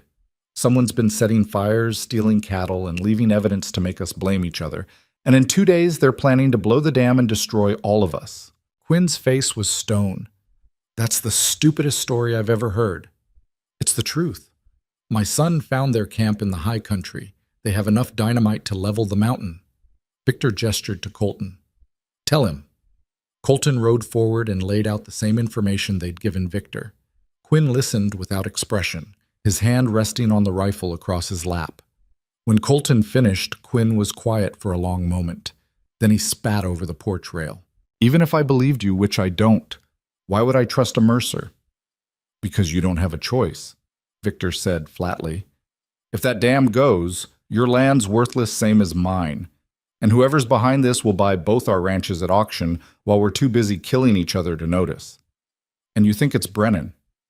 I know it's Brennan. He's the only one with enough money and motivation to pull this off. Quinn's eyes narrowed. You got proof? Not the kind that would hold up in court, but I've got a camp full of supplies, men we overheard talking, and 2 days before they make their move. Victor's voice was hard. You want to sit here and call me a liar while your ranch burns. That's your choice. But I came here offering alliance, and that's something I've never done before. So you better think hard about what that means. The two old men stared at each other across 20 feet of Montana dirt, 30 years of hatred hanging between them like fog. Clara held her breath, watching Quinn's face, trying to read whether he'd shoot or listen. Finally, Quinn lowered his rifle. All right, Mercer, he said. I'll hear you out. But if this is some kind of trick, I'll put a bullet in you myself. Fair enough, Victor said. And just like that, the war that had been brewing for decades stopped before it started. Because sometimes the only way to survive was to trust the enemy you knew against the one you didn't. Quinn's ranch house smelled like coffee and old tobacco and 30 years of loneliness. Clara sat at the kitchen table between Victor and Colton while Thomas Quinn paced the floor like a caged animal. His daughters, 3 of them, all grown, watched from the doorway with expressions that ranged from suspicious to outright hostile. The oldest one, a woman maybe 30 with Quinn's same hard eyes, had her hand resting on a pistol at her hip. Let me get this straight, Quinn said, his voice tight. You're telling me that Harold Brennan, the railroad man, has been paying thugs to burn our land and steal our cattle so we'd kill each other and he could buy our ranches cheap. That's exactly what I'm telling you, Victor said. And you expect me to believe this because your son and his brand new wife stumbled onto a camp in the high country. We didn't stumble, Colton said. We went looking. We talked to every rancher between here and Murphy's place. They've all seen the same riders, the same patterns. Someone's been running an operation right under our noses. Quinn stopped pacing and looked at Clara. What about you? You got anything to say? Clara met his eyes without flinching. I grew up on a failing ranch watching my father blame everyone else for his problems instead of looking at what was actually killing us. It was easier to be angry than to admit he was being played. She kept her voice steady. You can call Victor Mercer a liar if you want. You can shoot us all and go back to waiting for the next fire. Or you can ride up to that camp with us and see the proof for yourself. Quinn's jaw worked. You got a mouth on you, girl. I've been told that before. One of Quinn's daughters, the middle one, younger than Clara with dark hair and her father's stubborn chin, stepped forward. Pa, if there's even a chance they're telling the truth. I know, Sarah. Quinn's voice was weary. I know. He walked to the window and stared out at his land for a long moment. When he spoke again, his voice was quieter. Brennan came to me 2 months ago, offered to buy a right-of-way through my north pasture, said he'd pay fair price, help me modernize, bring prosperity to the whole territory. Quinn's hands were fists at his sides. I told him to go to hell. Said I'd die before I let a railroad cut through land my grandfather cleared with his bare hands. He made me the same offer, Victor said. 3 months ago. I gave him the same answer. Quinn turned around. And you think when we both said no, he decided to destroy us instead? I think he decided to let us destroy each other. Less blood on his hands that way. The room was quiet. Clara could feel the weight of decades pressing down on these 2 old men. All the fights they'd had, all the grudges they'd nursed, all the opportunities for peace they'd thrown away, because pride mattered more than survival. And now they had to choose whether to keep hating each other or face a threat neither could handle alone. All right, Quinn said finally, show me this camp. But we do it my way. My men, my guns. And if this turns out to be some kind of Mercer trick, I'll burn your ranch to the ground myself. Fair enough, Victor said.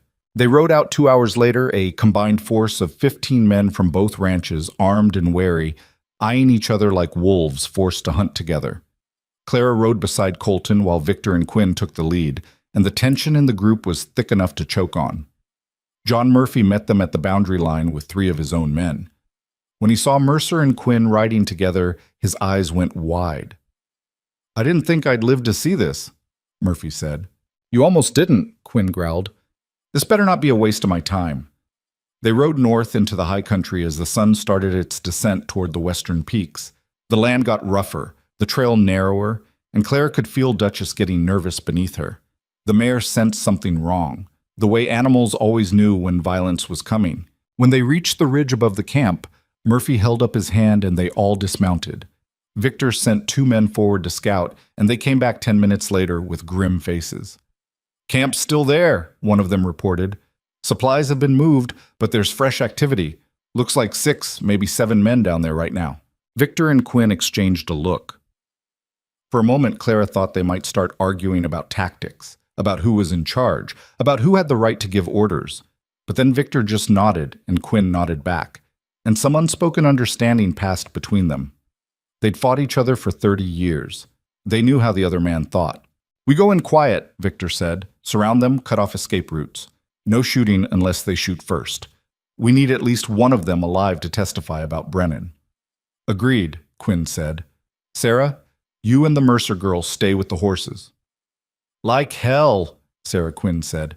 "Sarah, I can shoot better than half your men, Pa. You know it, and I know it. I'm going." Quinn looked like he wanted to argue, but Clara saw the moment he decided it wasn't worth it. He just grunted and turned away, which Sarah apparently took as permission. Clara caught Colton's eye. He shook his head slightly, a warning to stay back, to stay safe. But Clara had stopped taking orders about her own safety the day she left her father's ranch. She checked the rifle Murphy had loaned her and fell in beside Sarah Quinn. "You always this stubborn?" Sarah asked quietly. "Always," Clara said. "Good. Stubborn keeps you alive out here." They moved down the ridge in 2 groups, Mercer men circling east, Quinn men going west. Clara stayed with the eastern group, moving as quietly as she could through timber and rock. Her bandaged hands made it hard to grip the rifle, but she managed. When they reached the edge of the clearing, Clara could see the camp clearly.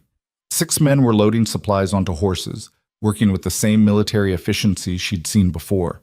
One of them was Scarface, barking orders and checking weapons.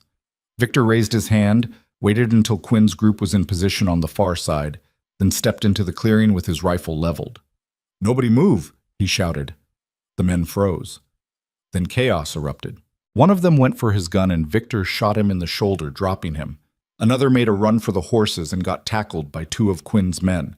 Scarface pulled a pistol and fired wild, and suddenly everyone was shooting and the clearing filled with gun smoke and screaming. Clara saw one of the hired guns break away from the fight and run straight toward where she was crouched behind a fallen log. He had a rifle and murder in his eyes, and he was coming fast. She stood up and fired. The shot caught him in the leg and he went down hard, his rifle flying. Clara worked the bolt and chambered another round, her hands shaking, her heart hammering so hard she thought it might burst. The man was trying to reach his weapon, and Clara stepped forward and kicked it away. "Don't move," she said. He looked up at her with eyes full of rage and pain. "You're making a mistake." "Probably, but I'm still the one with the gun." The fight was over in less than 3 minutes. 4 of the hired guns were dead or wounded. 2 had been captured. Scarface was on his knees with blood running from his mouth and Quinn's oldest daughter holding a rifle to his head. Victor walked over to where Scarface knelt and looked down at him with a face like stone. "Who hired you?" Victor asked. Scarface spat blood. "Go to hell." Quinn stepped up beside Victor. "You're going to tell us who's paying you, or we're going to leave you tied to a tree for the wolves. Your choice." "You can't prove anything. We're just hired hands doing a job. We've got your camp. We've got your dynamite. We've got witnesses who saw you talking about blowing the dam." Victor's voice was cold. "And we've got you. So you can talk now and maybe see the inside of a jail cell, or you can stay quiet and I'll save the territory the cost of a trial." Scarface looked between the 2 old ranchers and apparently decided they weren't bluffing. His shoulders sagged. "Brennan," he said. "Harold Brennan hired us 6 months ago. Paid us to make it look like you 2 were going to war.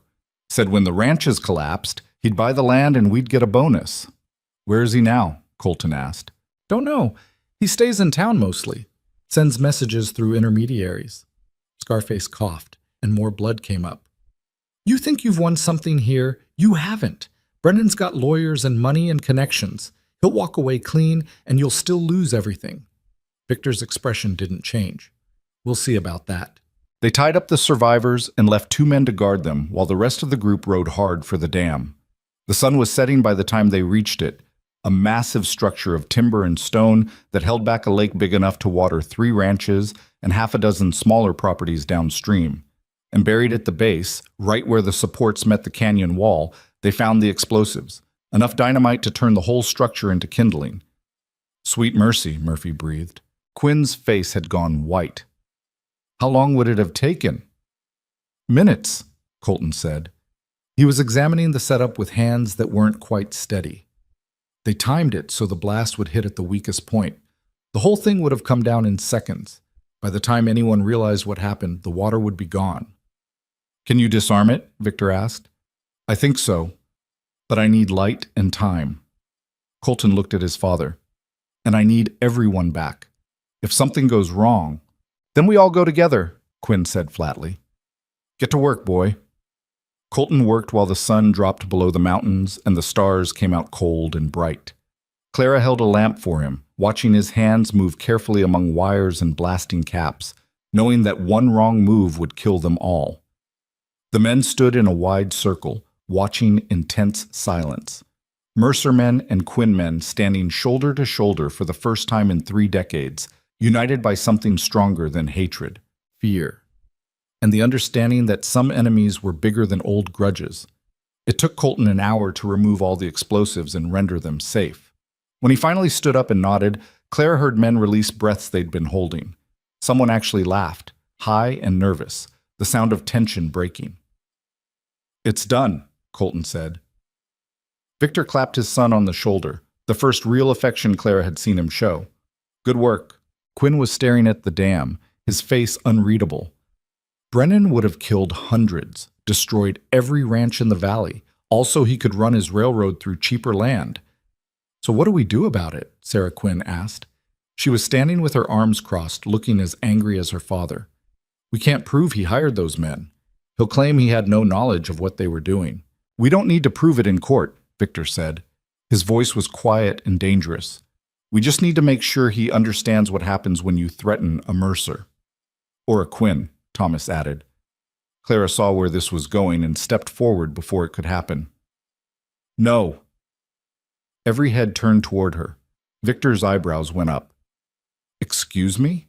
I said no. You can't just go kill Brennan. That makes you murderers and gives him exactly what he wants. Proof that ranchers are lawless savages who need to be controlled by civilization. Claire's voice was steady, even though her heart was racing. You want to beat him? Beat him the right way. And what way is that? Quinn asked. Make it public. Take those men we captured to the territorial marshal. Get them to testify about who hired them and what they were planning. Bring newspaper reporters. Make it so loud and public that Brennan can't hide behind his lawyers. Clara looked between the 2 old ranchers. He wanted you to destroy each other quietly, so destroy him loudly instead. Victor and Quinn looked at each other.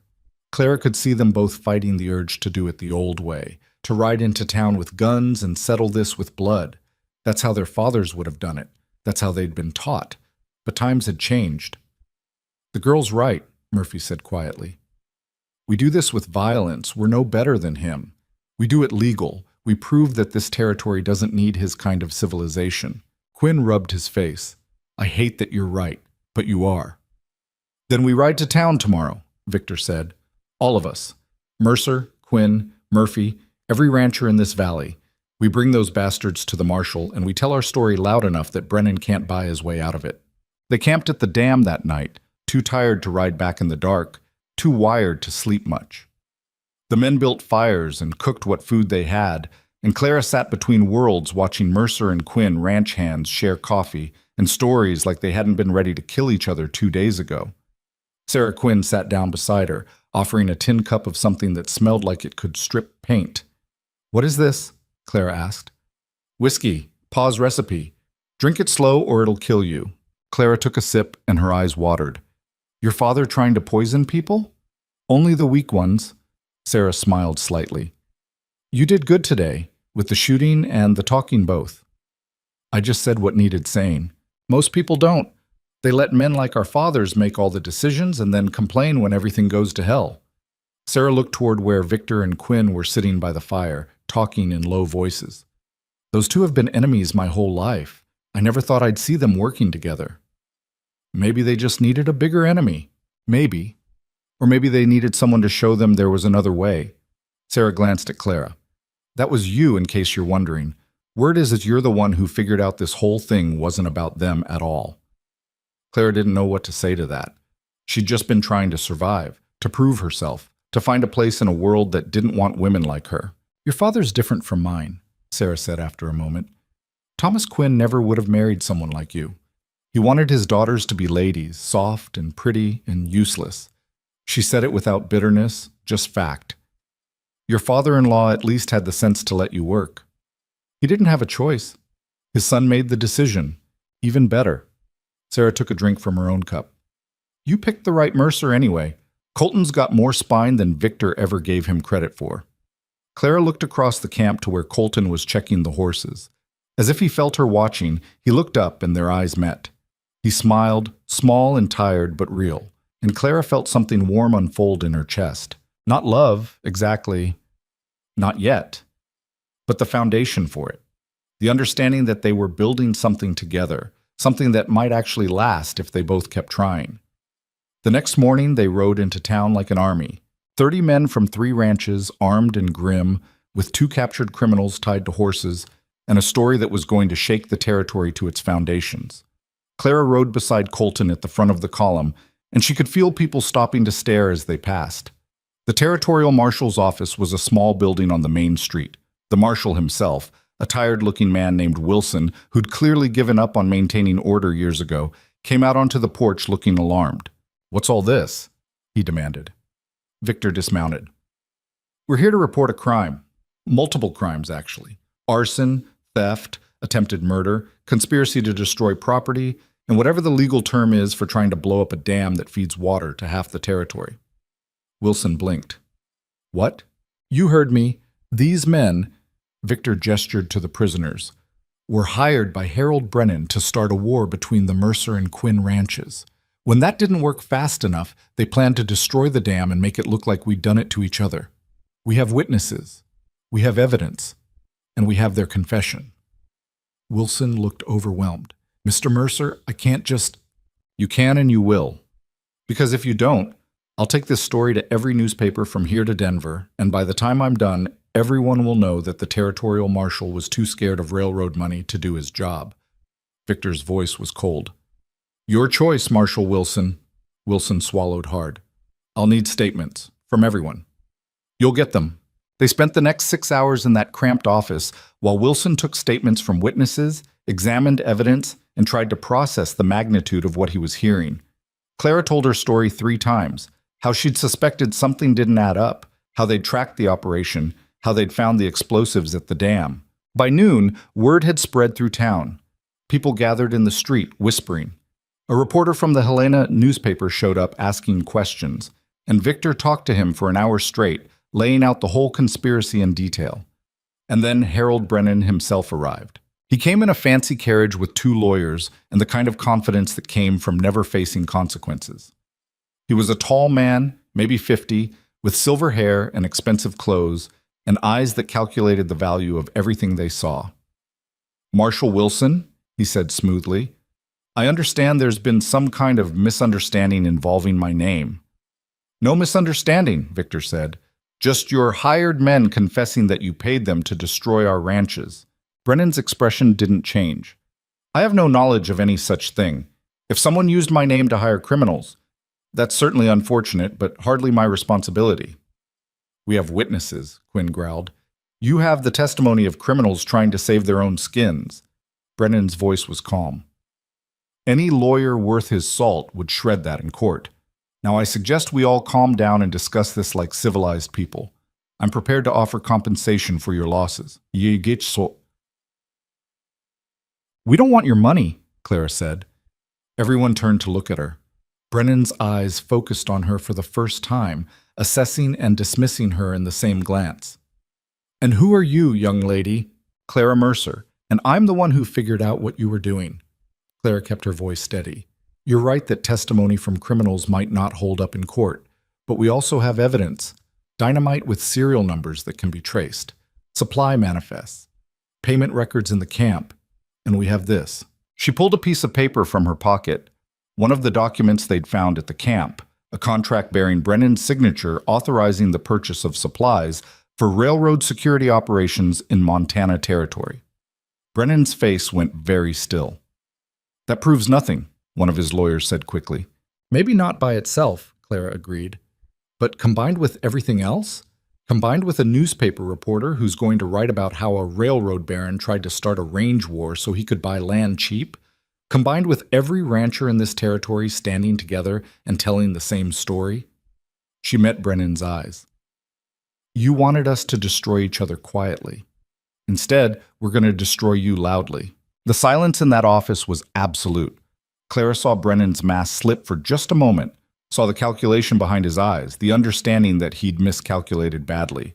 He'd thought ranchers were simple, violent, easy to manipulate. He'd been wrong. I'll fight this, Brennan said quietly. I have resources you can't imagine. So do we, Victor said. We have the truth, and we have each other. That's more than you've got.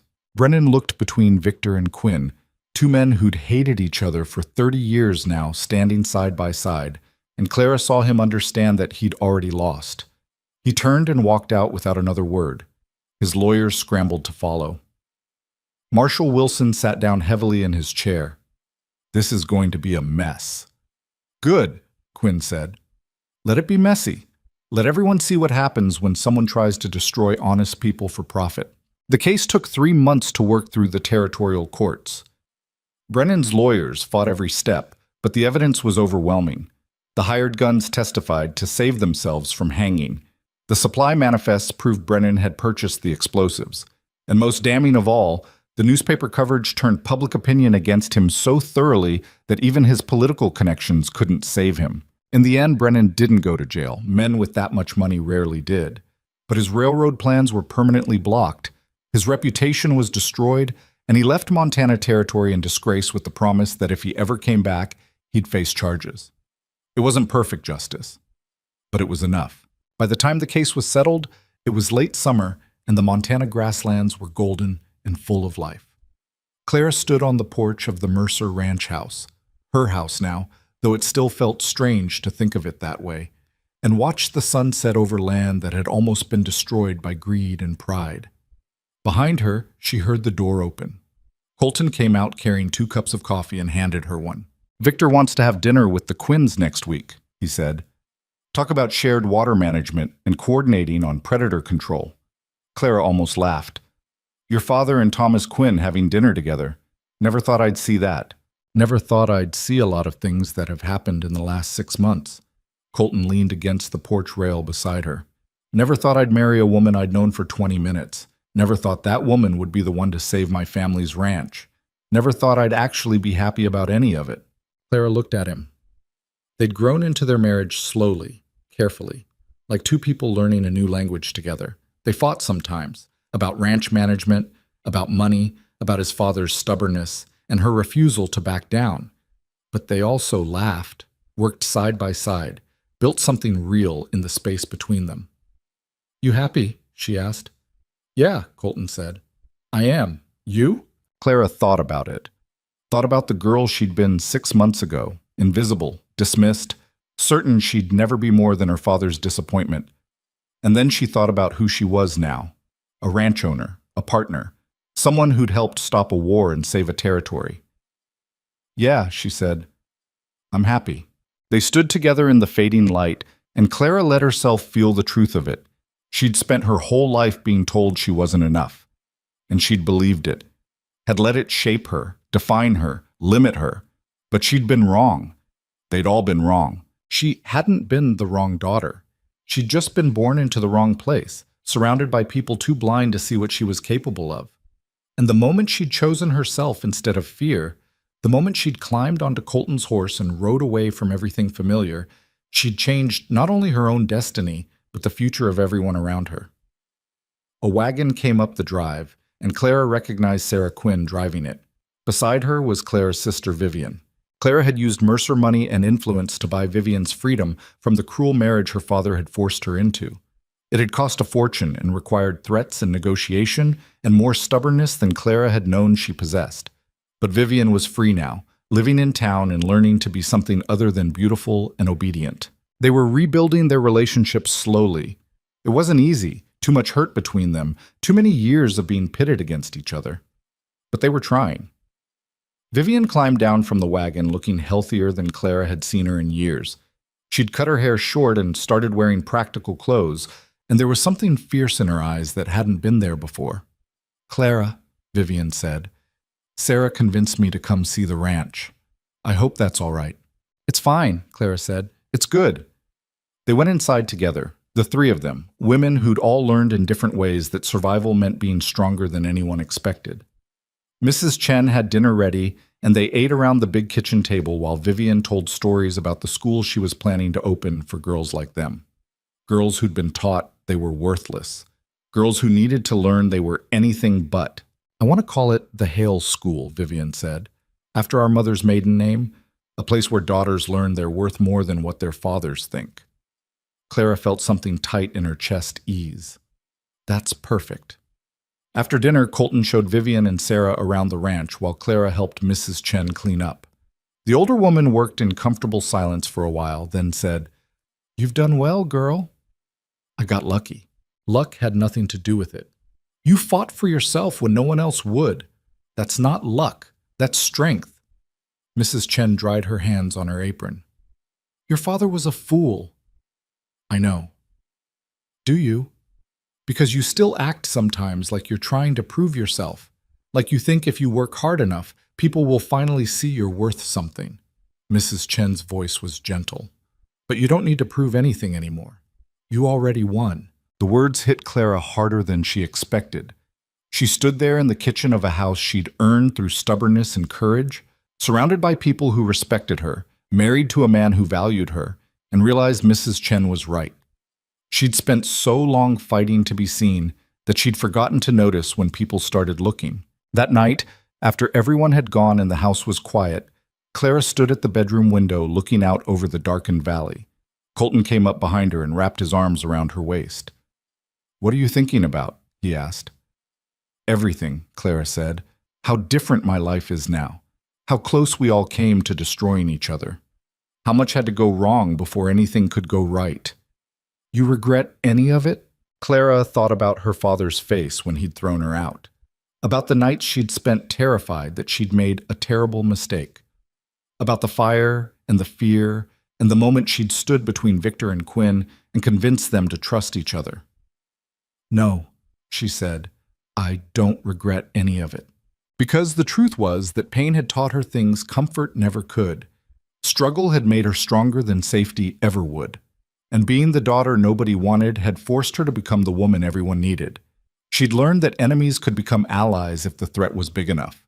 That pride could be swallowed if survival demanded it. That sometimes the only way forward was to stand up and refuse to be pushed down anymore. She'd learned that she was enough. Not because anyone told her so, but because she'd proven it to herself in ways that couldn't be taken back. The Montana night was cold and clear, full of stars that had watched this territory for longer than any human conflict. Cattle lowed in the distance. Somewhere a coyote called. The wind carried the smell of grass and water and the promise of seasons still to come. And Clara Mercer, no longer the wrong daughter, no longer invisible, no longer afraid, stood in the house she'd helped save and felt something she'd never felt before. Peace. Not the kind that came from the absence of conflict. The kind that came from knowing you could survive anything because you already had. She'd been born into a world that didn't want her. Raised by a father who couldn't see her worth. Dismissed by a sister who'd been taught beauty was more valuable than strength. And she'd survived all of it. More than survived. She'd thrived. Had taken every insult and turned it into fuel. Had taken every rejection and used it to build something better. The forgotten daughter had become a legend. Not the kind written in books, but the kind told in whispers around fires. The woman who stopped a war, who saw through conspiracy, who stood between powerful men and told them they were being fools. The woman who proved that sometimes the people everyone overlooks are exactly the ones who change everything. Clara turned in Colton's arms and kissed him, not with passion or desperation, but with the quiet certainty of someone who'd finally found where they belonged. "Thank you," she said. "For what?" "For seeing me when no one else did." Colton smiled. "I didn't do anything special. You were always there. I just looked." It was the truth, and they both knew it. Clara had always been strong, always been capable, always been more than what her family thought. She'd just needed someone to give her a chance to prove it. And now that she had, there was no going back. No returning to the girl who'd fixed fences on a dying ranch while her father told her she was worthless. No pretending she was less than she was to make other people comfortable. She was Clara Mercer now. Wife, rancher, peacemaker, survivor. And she was done apologizing for being exactly who she'd always been meant to be.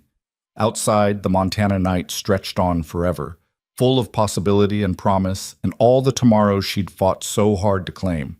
She'd been the wrong daughter for the life her father wanted, but she was the right woman for the life she'd built, and that made all the difference.